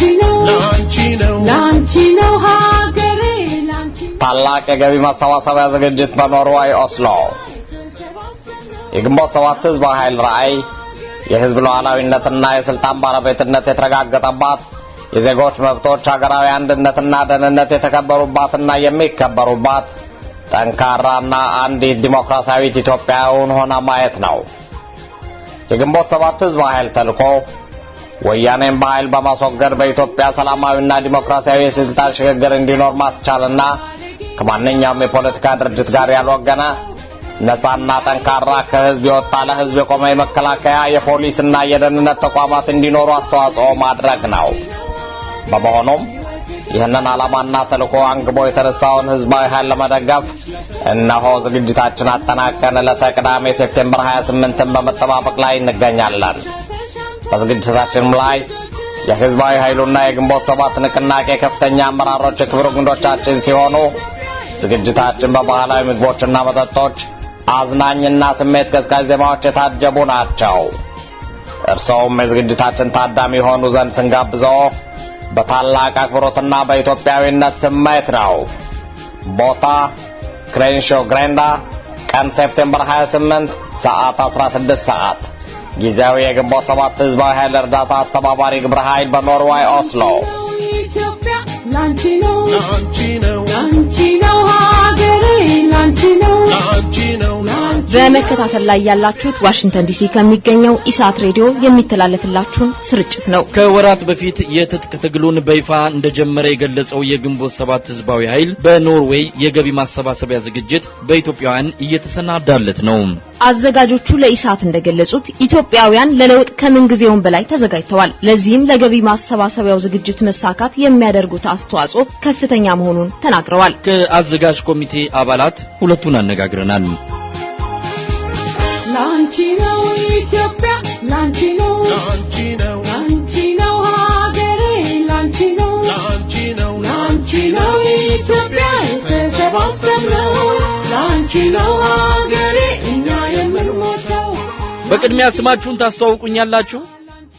እሺ እኔ ወርቁ ታደሰ እባላለሁ። በኖርዌይ የግንቦት ሰባት ህዝባዊ ኃይል ፈንድሬዚንግ አስተባባሪ ምክትል ተቀዳሚ ሊቀመንበር ነኝ። እሺ ሌላም እንግዳ አሉ መሰለኝ መስመር ላይ። እኔ ዙፋን አማረ እባላለሁ። የዚህ የግንቦት ሰባት ህዝባዊ ኃይል የገንዘብ ማሰባሰቢያ ፕሮግራም የግብረ ኃይሉ የፋይናንስ ዘርፍ ኃላፊ ነኝ። እሺ ሁለታችሁንም በጣም አመሰግናለሁ። የግንቦት ሰባት ህዝባዊ ኃይል የፊታችን ቅዳሜ የገቢ ማሰባሰቢያ ዝግጅት በኖርዌይ እንደሚያደርግ ተሰምቷልና እስቲ ዝግጅታችሁ ምን ይመስላል? አቶ ወርቁ ከርሶ ልጀምር። እኛ ይህን ዝግጅት እንግዲህ ቀደም ሲል የግንቦት ሰባት ህዝባዊ ኃይል ጥሪት ያደርግልንና ለህዝባዊ ኃይሉ መሰረታዊ የሆኑ አመሰራረት ራዕይ ተልዕኮና ግቡንም በቀጥታ ገምግመን ካየንና ከተረዳን በኋላ ኖርዌይ በሚገኘው የዲሞክራቲክ ለውጥ በኢትዮጵያ ድጋፍ ሰጪ ድርጅት አማካይነት አንድ አብይ ኮሚቴ ተቋቁሞ 17 አባላት አሉት። በዚህ አብይ ኮሚቴ ስር ደግሞ 5 ሱልጣን ኮሚቴዎች ተቋቁመው የተለያዩ ተግባራትን በማካሄድ የፈንድሬዚንግ ዝግጅት በማድረግ ለሴፕቴምበር 28 ቀን የሚመጣው ቅዳሜ ይህን የገቢ ማሰባሰቢያ ፕሮግራም አዘጋጅተናል። በዚህ 5 ሱልጣን ኮሚቴዎች ውስጥ የተለያዩ ተግባራትን ያካተቱ ስራዎችን እንሰራለን። በአብይነት ትኩረት የሚሰጣቸው በዚህ የዝግጅቱ ወቅት የሚቀርቡ የገቢ ማሰባሰቢያ ትናንሽ አነስተኛ እና መለስተኛ ፕሮጀክቶች አሉ። በእነዚህ ውስጥ አንደኛ ለሽያጭ የሚቀርቡ የተለያዩ ቁሳቁሶች አሉ፣ በጨረታ የሚቀርቡ ቁሳቁሶች አሉ። እንደገና በተጨማሪ የምግብና የመጠጥ ዝግጅት አለ። በዕለቱ የሚቀርብ ዝግጅቱ በዚህ አይነት ሁኔታ እያለ እንደገና የመግቢያ ትኬት አዘጋጅተን አሳትመን በስርጭት ላይ እና በሽያጭ ላይ ይገኛል። ይህ ነው የሚመስላችሁ። ወይዘሮ ዙፋን የሚጨምሩት አለ? በእንቅስቃሴያችሁ ላይ እንግዲህ 4-5 ቀን ነው የቀረው። ምን እያደረጋችሁ እንዳለ የሚጨምሩት ካለ?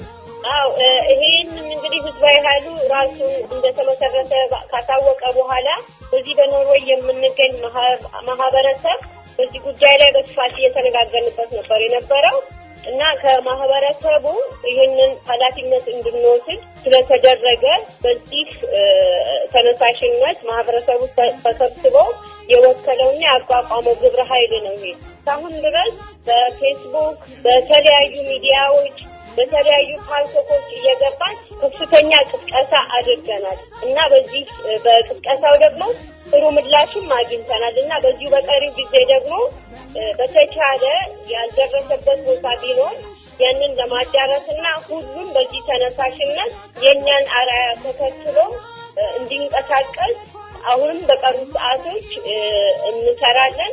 በእኛ በኩል ግን ለመግቢያ ያዘጋጀናቸው ቲኬቶች ባልተጠበቀ ሁኔታ ቶሎ ነው ያለቁት። ህብረተሰቡ በጣም ተባብሮናል።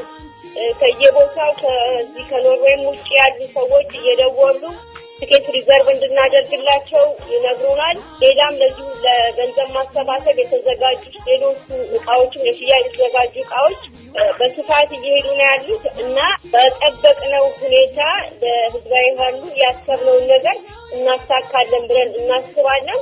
በቀሪውም ጊዜ የቀሩ አንዳንድ ስራዎች ቢቀሩም ይህንን ያህል ከባድ ስራም አልቀረንም። ግን በቀሪ ሰዓትም ስብከታውን እንደቀጠለ እንቀጥላለን። ቀሪዎቹንም ደግሞ ዝግጅቶቻችንን እናከናውናለንና ግን ካሰብነው ስራ 80% አጠናቀናል ብለን ነው የምናስበው።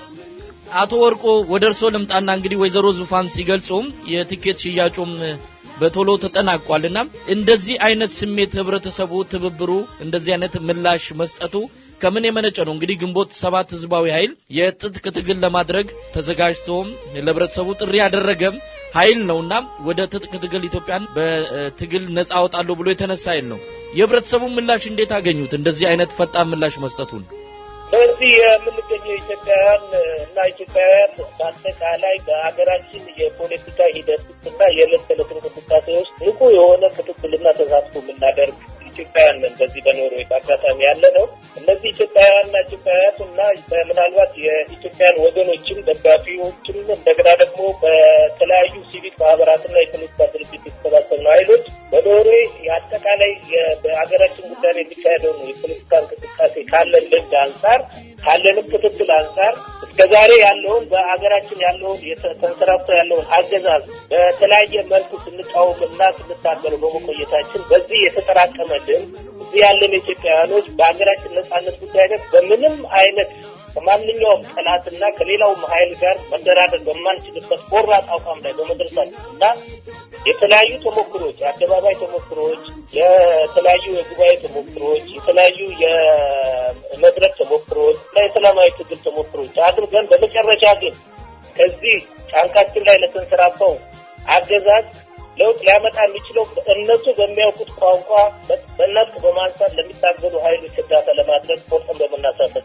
ጭምር ነው። በዚህም እዚህ ያለ ያመረረ ኢትዮጵያና ኢትዮጵያውያንና የኢትዮጵያ ወዳጆች ናቸው ያሉት በኖርዌይ። ስለሆነም እኛ እዚህ ያለነው ኢትዮጵያውያኖች ቀደም ሲል እንደተጠቀስኩልን በኖርዌይ የሚገኘው የዲሞክራሲ ለውጥ በኢትዮጵያ የድጋፍ ድርጅት አስተባባሪነትና እንደገና ኖርዌይ ያለው የኢትዮጵያ ኮሚኒቲ ማህበረሰብ እንደ ኮሚኒቲ ሁሉንም ኢትዮጵያን ያቀፈ በመሆኑ ዘወትር በምናደርጋቸው የተለያዩ ዝግጅቶችና አጋጣሚዎች በኢትዮጵያ ጉዳይ ላይ ስንመክር በተለያዩ የፖለቲካ መስመር ያሉ ኃይሎች እንኳን ቢሆን ባለ ልዩነት የፖለቲካ ልዩነታቸው እንዳለ ሆኖ በሀገር ነጻነት ግን የጋራ ህብረትና አንድነት ላይ እንድንቆም ባደረግነው ከፍተኛ የፖለቲካና የድርጅታዊ ስራ ሁላችንም በህብረት እንድንቆም አድርጎናል። በዚህም በኖርዌይ ያለነው ኢትዮጵያውያንና የኢትዮጵያ ወዳጆች እና ሲቪክ ማህበራትና የፖለቲካ ድርጅቶች በኢትዮጵያ የነጻነት ጉዳይ ላይ ሁላችንም በህብረት እንድንቆም በተሰራው ስራ አሁን ባደረግነው የፈንድ ሬዚንግ ጥሪ በእውነቱ አጋቢ የሆነ ሁላችንም ሊያኮራ የሚችልና ነገ የኢትዮጵያ የነጻነት ቀን ቅርብ መሆኑን የሚያሳይ ምልክት በማግኘታችን የተሰጠንና በዚህ በጥሪ የቀረበልን ምላሽ እጅግ አጋቢ ከመሆኑ በላይ እንድንኮራም አድርጎናል። ወደ ወይዘሮ ዙፋን እንግዲህ የቀሩ ቀናቶች አሉ። እርሶ እንዳሉት 80% ተጠናቋል ስራዎቻችን እያሉ ነው። ከዚህ በኋላም ምን ይጠበቃል? እዛ ካለ ኢትዮጵያዊ የዝግጅቱ የተሳካና እንዳቀዳችሁት ውጤታማ እንዲሆን ምን ይጠበቃል ከህብረተሰቡ? እንግዲህ ምንድነው እኛ ይሄንን ህዝባዊ ኃይል ለመደገፍ ዋናው ያነሳሳን ነገር ወደ ትግል ሰው ሲገባ ይሄንን ያህል ድጋፍ ሊሰጠው የቻለው ምንድነው? ሰው በሰላማዊ ትግሉ ከፍተኛ ተቃውሞ እያደረገ ነው ያለው። በተለይም እንግዲህ እኛን ታሪክ ስታይ ይሄ የነጻነት ትግል እንደው ከዚህ ከ50 ዓመት ወዲህ እንኳን ያለውን ብታይ ነጻነት፣ ፍትህ፣ ዲሞክራሲ እንላለን። ግን ባልተጠበቀው ሁኔታ ነገሮች ወደ ሌላ አቅጣጫ እየሄዱ በአምባገነኖች እጅ ነው የመንግስት ስልጣን የሚያዝ ያለው እና አሁንም ወያኔ ከመጣ ከ22 ዓመት ወዲህ ህዝቡ ወያኔ ስልጣን ኮርቻ ላይ ከወጣ ጀምሮ ነው ተቃውሞውን የሚያሳየው። በሰላማዊ መንገድ ግን የሚደረገው ውትወታ በሰላማዊ መንገድ አንፈልጋችሁም በቃን የሚለው ነገር ከወያኔ የመጣው ምላሽ ምንድነው?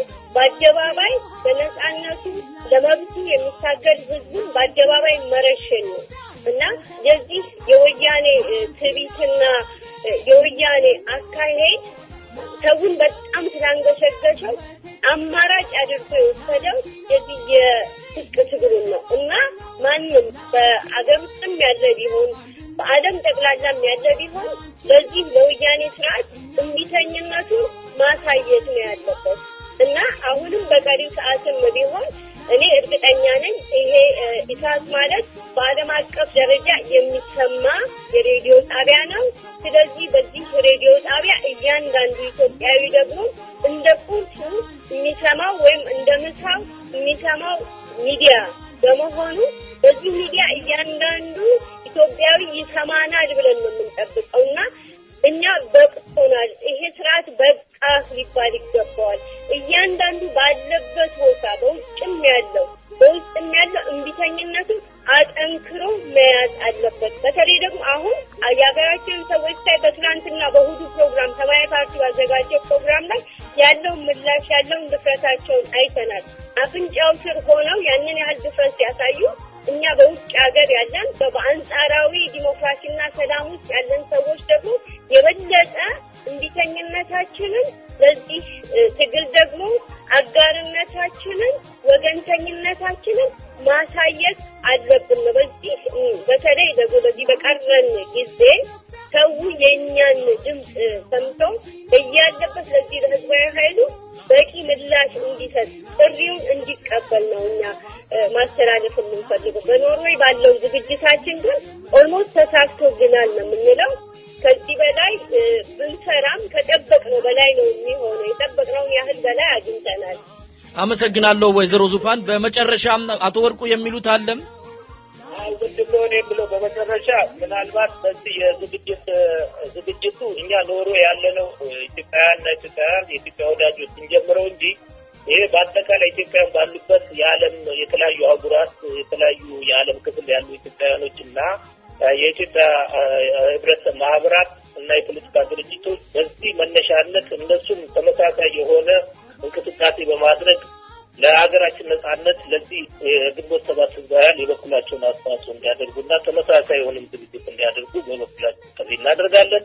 በተመሳሳይ በዚህ ባዘጋጀነው የሴፕቴምበር 28 ላይ መላው የጥሪ ያደረግንላቸው ኢትዮጵያውያን በትኬት መግዛት በተለያዩ ቁሳቁሶችና የሞራል ድጋፋቸው ባሻገር በዕለቱ ተገኝቶ አስፈላጊውን የሆነ የደመቀ ስነ ስርዓት እንዲኖረው ተገኝተው ቃል ኪዳናቸውን እንደገና እንዲያድሱ ጥሪ እናደርጋለን። በተመሳሳይ ደግሞ በመላው ኢትዮጵያ በዓለም ያለው ኢትዮጵያዊ በሙሉ በተለያዩ ሚዲያዎች ባስተላለፍናቸው የቲኬት እና የተለያዩ ፖስተሮች ላይ ባስቀመጥነው የሂሳብ አካውንት አማካይነት አስፈላጊውን የሞራልም ማቴሪያልም የገንዘብም ድጋፍ ማድረግ እንደምትችሉ በዚህ አጋጣሚ ጥሬን በተቋቋመው የአብይ ኮሚቴ ስም ማስተላለፍ ፈልጋለሁ።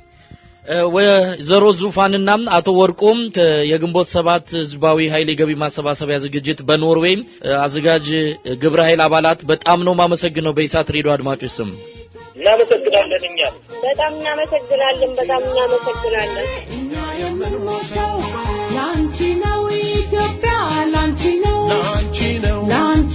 ሀገሬ፣ ላንቺ ነው ኢትዮጵያ የተሰባሰብነው፣ ላንቺ ነው ሀገሬ ደሜን የማፈሰው። ወደ መጨረሻው የዕለቱ ዝግጅት እናልፋለን። ስለ ኢትዮጵያ ካሳሁን ይልማ በኢትዮጵያ ዙሪያ በማህበራዊ ድረገጾች የተባሉትን ሰብስቦ ያቀርብላችኋል። ስለ ኢትዮጵያ ውድ የኢሳት ቴሌቪዥንና ሬዲዮ ተከታታዮች እንደምን ከርማችኋል? በዚህ ዝግጅት ኢትዮጵያንና ኢትዮጵያውያንን የሚመለከቱ ርዕሰ ዜናዎችን ከተለያዩ ድረገጾችና የብዕር ውጤቶች ላይ እየጨለፍን ከእናንተ አድማጮቻችን ጆሮ መድረስ አለባቸው ያልናቸውን ወደ እናንተ ይዘን እንመጣለን። ዛሬ ዜናዎችን ከመገናኛ ብዙሃን አልቀው በሰበርነት የሚያስነብቡት ማህበራዊ ገጾች ፌስቡክና ትዊተርም ዋና ትኩረታችን ይሆናሉ።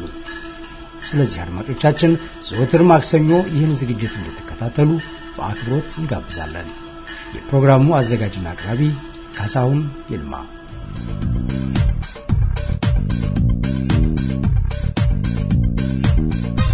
ስለ ኢትዮጵያ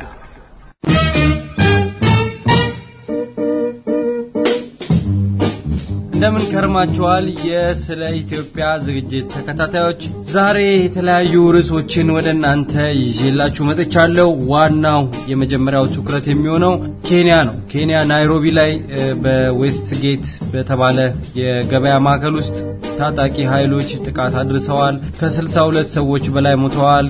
ወደ 200 የሚጠጉ ሰዎች ቆስለዋል። ከተለያዩ ሀገራት ከእንግሊዝ ከአሜሪካ የሄዱ በስደት ወደ አሜሪካና ወደ እንግሊዝ የሄዱ የሶማሌና የተለያዩ አገራት ዜጎች እንደሆኑ ድርጊቱም ያሸባሪ እንደሆነ ሰምተናል። በርካታ ኢትዮጵያውያን የሚኖሩበት ናይሮቢ ከበፊት ጀምሮ በተለይ ባለፉት 40 ዓመታት በኢትዮጵያ ፖለቲካ ተማረው በኢትዮጵያ አምባገነን መንግስታት ተገፍተው በስደት ከሚሄዱባቸው አገሮች ኬንያ አንዷ ናት።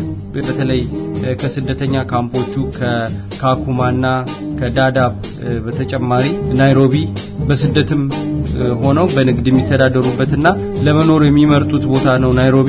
በናይሮቢ ግን ብዙ ችግሮች አሉ። በተለይ ከፖሊስ ጋር በተያያዘ ኢትዮጵያውያንና ኤርትራውያን አንዳንዴም ሶማሊያውያን ለመለየት በጣም ቀላል ስለሆነ ኢትዮጵያውያን ላይ ያተኩራሉ። ፖሊሶች ይይዛሉ፣ መታወቂያ ይጠይቃሉ። መታወቂያ ቢኖርም ባይኖርም ገንዘብ ይጠይቃሉ፣ ኪስ ይፈትሻሉ፣ እስር ቤት ይወስዳሉ። የኬንያ ፖሊስ 10,000 ሊጠይቅ ይችላል፣ 50,000 ሊጠይቅ ይችላል በኬንያ ሽልንግ ማለት ነው። ወደ $500 ወይም $400 ወይም $1,000 ሊጠይቅ ይችላል። ነገር ግን ወዲያው ገንዘብ ከተሰጣቸው የመልቀቅ ባህሪ ያለው እንደውም ይሄ ባህሪያቸው ብዙ ኢትዮጵያውያን ይወዳሉ። የኬንያ ፖሊስ ገንዘብ ቢወድም ያለውን ከመቀበል ወደኋላ አይልም ይላሉ። ብዙ ጊዜ ችግሮች ሲፈጠሩ ምክንያት ይሆንላቸዋል ሰዎችን ለመያዝ። ኤርትራውያን ተጫዋቾች ኬንያ ምስራቅ አፍሪካ ዋንጫን አዘጋጅታ በጠፉ ሰሞን ኤርትራዊ ነህ እያሉ ኢትዮጵያዊንም ኤርትራዊንም የመያዝ አለ።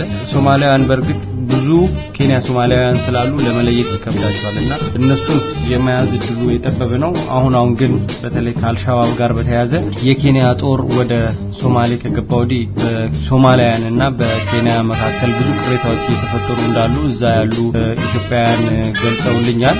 አሁን ደግሞ በዚህ በሰሞኑ ጥቃት ላይ ኢትዮጵያውያን እንዴት ሆነው ይሆን?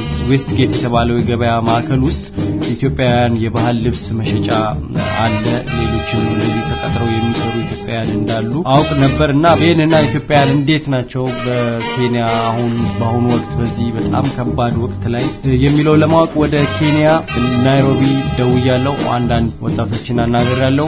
ቴዲ በጣም እናመሰግናለን ለኢትዮጵያ ሳተላይት ቴሌቪዥንና ሬዲዮ ድምጽን ለመስጠት ፈቃደኛ ስለሆንክ። እንዴት ነው ኬንያ ያለው ሁኔታ ከዚህ ከታጠቁ ኃይሎች ጥቃት ወደዚህ? ኬንያ ያለው ያው እስካሁን ድረስ በኢትዮጵያዊ ላይ ያለው የደረሰ ምንም አይነት ችግር የለም። እኛ ባለንበት አካባቢ እስካሁን ሰላም ነው። በጣም አስቸጋሪ ሁኔታ ነበረ በውስጥ ግጭት ላይ የነበረው።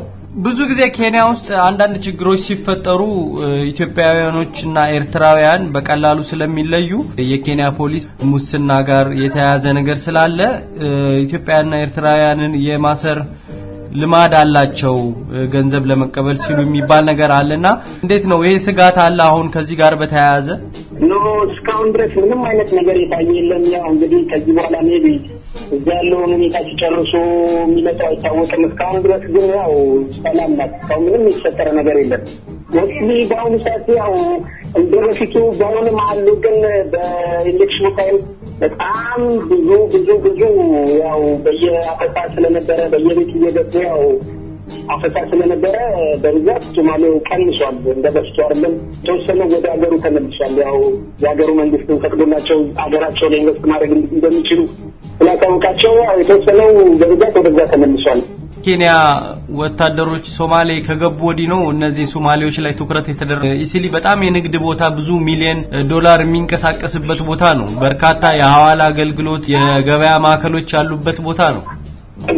ያው አልሽባብ የሚባለው ነገር ከመጣ በኋላ ነው በዚህ አይነት ነገሮች ያው በሶማሌ ላይ ትኩረት ማድረግ የጀመሩት። ከዚህ በፊት አሁን በዚህ አይነት አፈሳዎች አሉ። ከጥንት አንድ የሆነ ችግር ሲነሳ ብጥብጥ ሲነሳ ግን ምንም አይነት የሚመርጡት አይነት ነገር የለም ነበረ። ገንዘብ ፍለጋ ስለነበረ ያው ያገኙትን ነበር የሚይዙት። አሁን ግን ሶማሌ ላይ ትኩረት አላቸው ያው በዚህ በአልሸባብ ምክንያት። አሁን እንደልባችሁ ትንቀሳቀሳላችሁ? ምንም ችግር እስካሁን አልተፈጠረም? በዚህ 3 ቀኑ እስካሁን ምንም አይነት ችግር አልተፈጠረም። ያው እኛም ሰርተን በሰላም ወደ ቤታችን የገባነው እስካሁንም ምንም ችግር አላየንም። እንግዲህ ከዚህ በኋላ የሚመጣው ደግሞ አናውቀው። ቴዲ ለገሰ ስራን አቋርጠህ ለኢሳት ቴሌቪዥንና ሬዲዮ ጊዜን ስላካፈልከን በጣም እናመሰግናለን።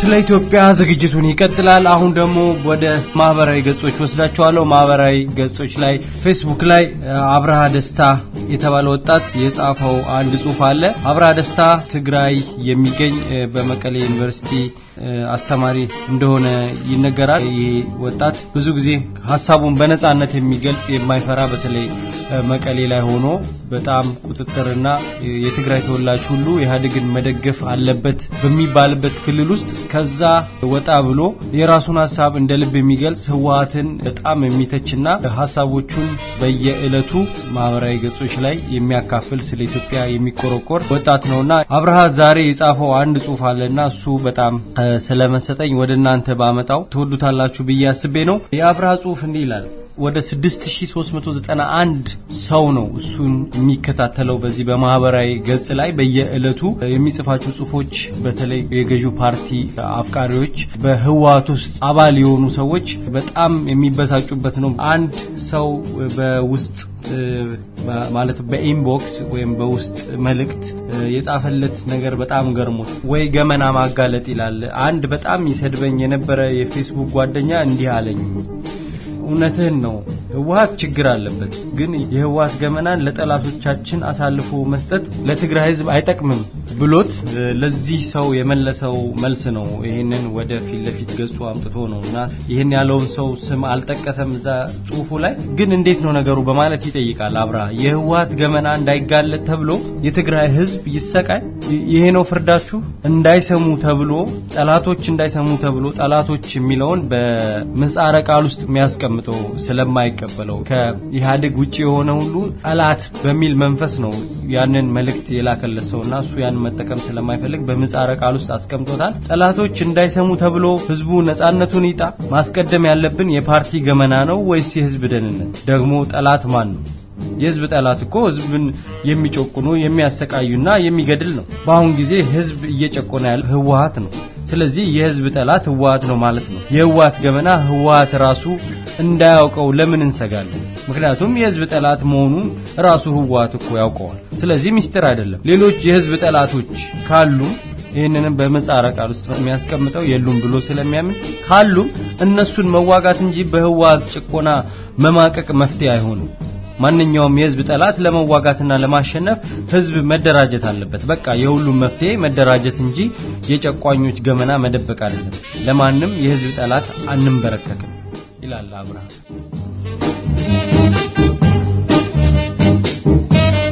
አድማጮቼ አሁን ሙዚቃ ጋብዛችኋለሁ። ከሙዚቃው ስንመለስ ደግሞ ወደ ስታርባክስ ጎራ ብለን ቡና ጋብዛችኋለሁ። ቆይታችሁ ከኔ ጋር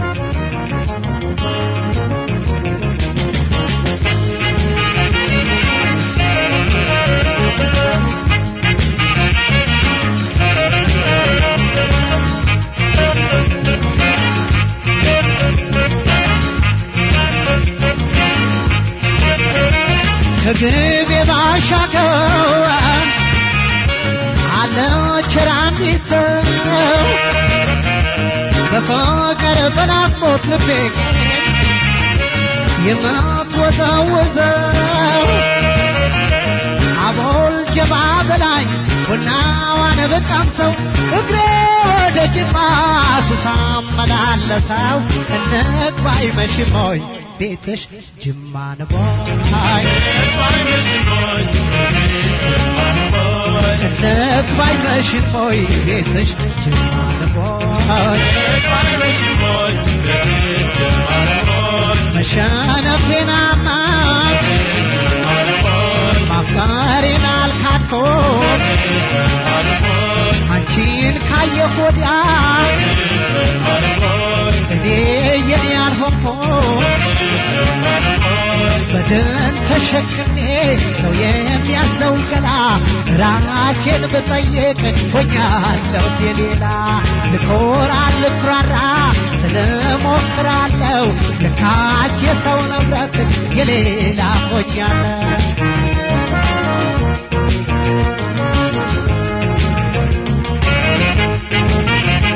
ጅማለው ረድ ደርቦይ ሳይመሽ ቀዶ ነግባወይ አጋሮነሽ ወይ ማጂ ልፈልጋ ማላጄ ወናም የቅረቦኝ ወርቅ ፍቅርሽ ይኩነኝ ሰከ ግቤ ማይጎላይ ደቀ እኔም አንቺን አለከ ወናም ማለለሽ ወርቅ ፍቅርሽ ይኩነኝ ሰከ ግቤ ማይጎላይ ደቀ እኔም አንቺን አለከ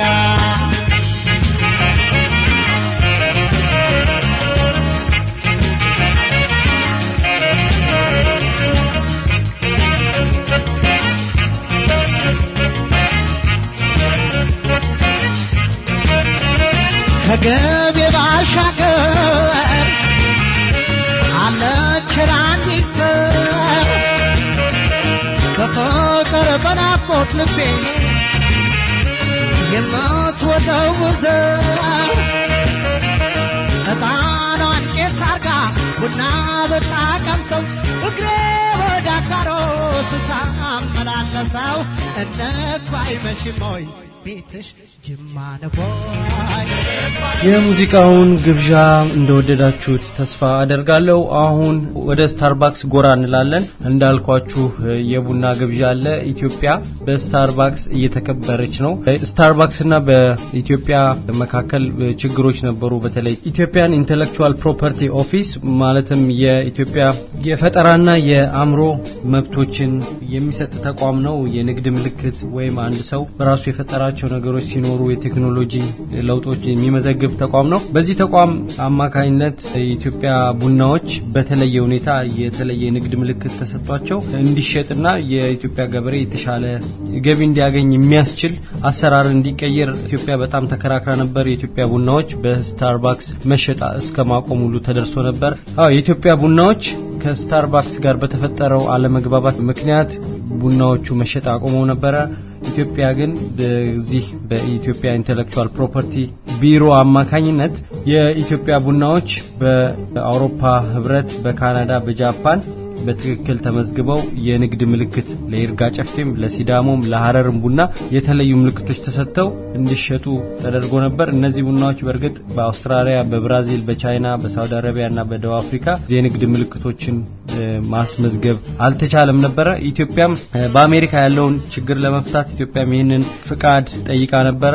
የኢትዮጵያ ቡና በንግድ ምልክትነት ተቀምጦ እዚህ እንዲሸጥ ፈቅድም ብሎ ነበር። በኋላ ላይ ሲዳሞ ቡና ተፈቀደ። ይርጋ ጨፌና ሐረር ፈቀዱ አልቻሉም። ከብዙ ክርክር በኋላ የይርጋ ጨፌ ቡና ሲፈቀድ የሲዳሞና የሐረር ቡና ሊፈቀድ አልቻለም። ያ ብዙ ያከራክር ነበር። ኢትዮጵያ የናሽናል ኮፊ አሶሲዬሽን እዚህ አሜሪካ የሚገኘው የዚህን የይርጋ ጨፌን ፍቃድ ከለከለ።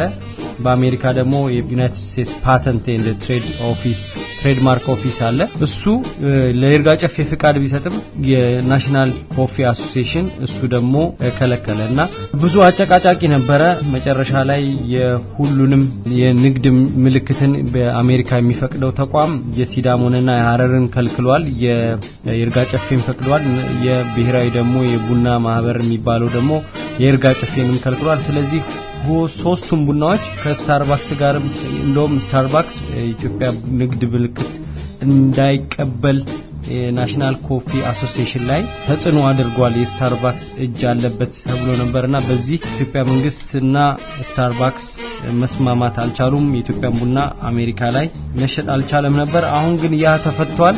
ቨርጂኒያ አሌክዛንድሪያ ቢርጋርድ መንገድ ላይ የሚገኝ አንድ ስታርባክስ አለ። አርብ ዕለት የኢትዮጵያ ቡናን በተለየ ሁኔታ ይሸጣል። የኢትዮጵያ ቡና በሚጠጡ ቡናዎች ተፈልተው በሚሸጡ ላይ አይሸጥም። ብዙ ጊዜ የሚሸጠው የታሸጉ የተቆሉ ቡናዎች ናቸው እንጂ በሲኒ ደረጃ ተፈልቶ አይሸጥምና ያን ቀን ግን የኢትዮጵያ ቡና ይሸጣል። በዋሽንግተን ዲሲም እንደዚሁ ፔንሲልቬኒያ አቬኑ ላይ 17ኛ ጎዳና ላይ ለአንድ ሳምንት ያህል የኢትዮጵያ ቡና እየተፈላ እንደሚሸጥ ለመረዳት ችያለሁ።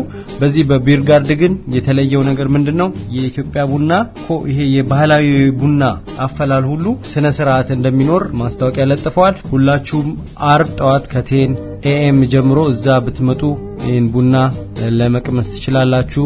የኢትዮጵያ ቡና በታሽጎ በሚሸጡም ላይ አለ። ኢትዮጵያን ኮፊ ይላል። ጀበናና ሲኒው አለበት። ሌላው ጥቅሙ ምንድነው? ስታርባክስ ኢትዮጵያ የቡና መገኛ ሀገር እንደሆነች ቡና ከኢትዮጵያ እንደተገኘ ያንን የቡና ታሪክ እዚህ የታሸገው $14 ነው የሚሸጠው። እዛ የታሸገው ቡና ላይ ተጽፏል። ይሄ ምንኛ በሰው ሀገር ሆኖ በተለይ እንደሚያኮራ መገመት ይቻላል። እኔ በበኩሌ በጣም ደስ ብሎኛል የቡና ማፍቃሪ ስለሆንኩኝ።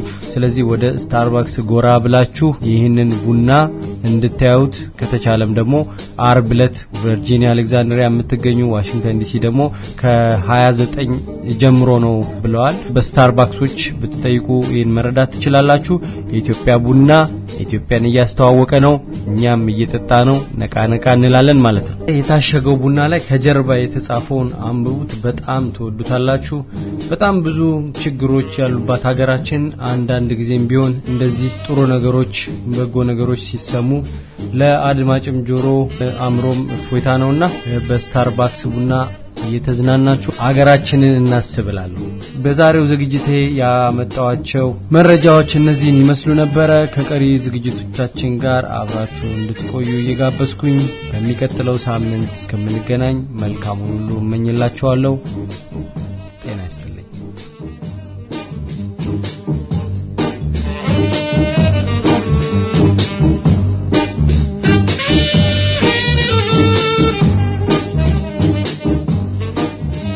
እንግዲህ አድማጮቻችን የዕለቱ ስርጭታችን ይህን ይመስላል። ከዚያ በፊት ግን የዕለቱን ዋና ዋና ጉዳዮችን እናስታውሳችሁ። ፕሬዝዳንት ግርማ ወልደ ጊዮርጊስ በወር 400,000 መንግስት ቤት ተከራይቶላቸዋል። ባለ 2 ፎቅ 5 መኝታ ቤት ያለው የመዋኛ ገንዳ የተዘጋጀለት ግዙፍ መኖሪያ ቤት። ለዚህ መኖሪያ ቤታቸው በ1.6 ሚሊዮን ብር ሊፍት ሊገጠም መሆኑም ተሰምቷል። ከቀናት በኋላ የ12 ዓመታት የብሔራዊ ቤተ መንግስት ቆይታቸው የሚያበቃው ፕሬዝዳንት ግርማ በ400,000 ብር መንግስት ቤት ተከራየላቸው መባሉ ኢትዮጵያውያንን እያነጋገረ ነው። የአዲስ አበባ መስተዳድር ሰላማዊ ሰልፍና ህዝባዊ ስብሰባን በተመለከተ አዲስ መመሪያ አውጥቷል። ተቋሚዎች ከጸረ ሽብር ሕጉ ያልተናነሰ አፋኝ መመሪያ እያሉት ነው። መንግስት ደግሞ ለተቋሚዎች የተቀላጠፈ አገልግሎት ለመስጠት በሚል የወጣ መመሪያ ነው ይላል። አንድነት ለዲሞክራሲና ለፍትህ ፓርቲ ከ33ቱ ፓርቲዎች ስብስብ ጋር በመሆን እሁድ መስከረም 19 ለሚደረገው የተቃውሞ ሰልፍ በአዲስ አበባ ቅስቀሳውን አጠናክሮ ቀጥሏል። በሌላ በኩልም የመንግስት የጸጥታ ኃይሎች በቅስቀሳ ላይ የነበሩ የአንድነት አባላትን እያሰሩ መሆናቸው ተሰምቷል። በስካውንም 26 የአንድነት አባላት መታሰራቸው ታውቋል። የዕለቱ አጀንዳዎቻችን እነዚህ ነበሩ። መሰናበታችን እርግጥ ሆኗል። ነገ በተመሳሳይ ጊዜ እስከምናገኛችሁ ሰላም፣ ፍቅር፣ ጤና ከእናንተ ጋር ይሁን እንላለን። ኢትዮጵያ በክብር ለዘላለም ትኑር። ጤና ይስጥልን። ደህና ደሩ።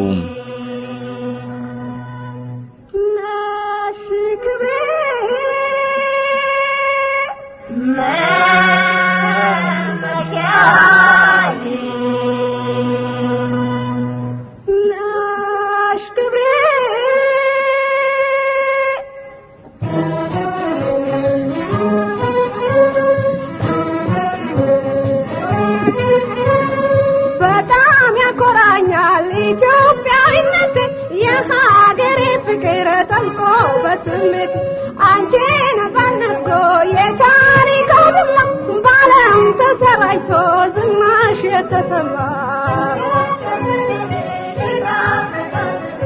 ኢትዮጵያ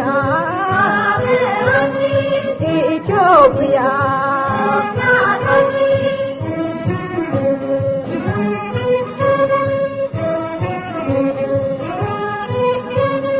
አየርሽ ጤናማ ሕይወት የሚያድስ ፏፏቴሽ ጠራ የማይደፈርስ በአየርሽ ተንሳፈው ወፎች ሲዘምር አራዊት እንስሳ በጫካ ሲበሩ ኢትዮጵያ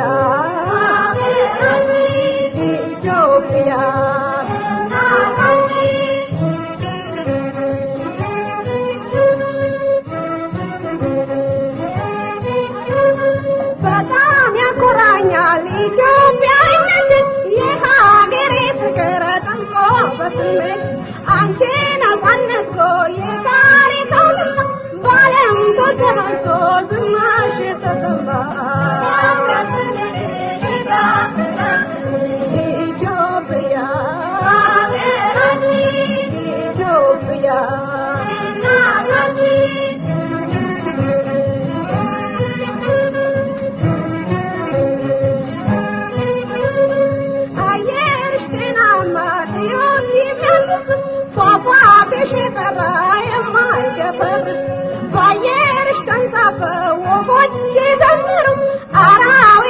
ተርታ በጫካ ሲበሩ ኢትዮጵያ ኢትዮጵያ ኢትዮጵያ ኢትዮጵያ ኢትዮጵያ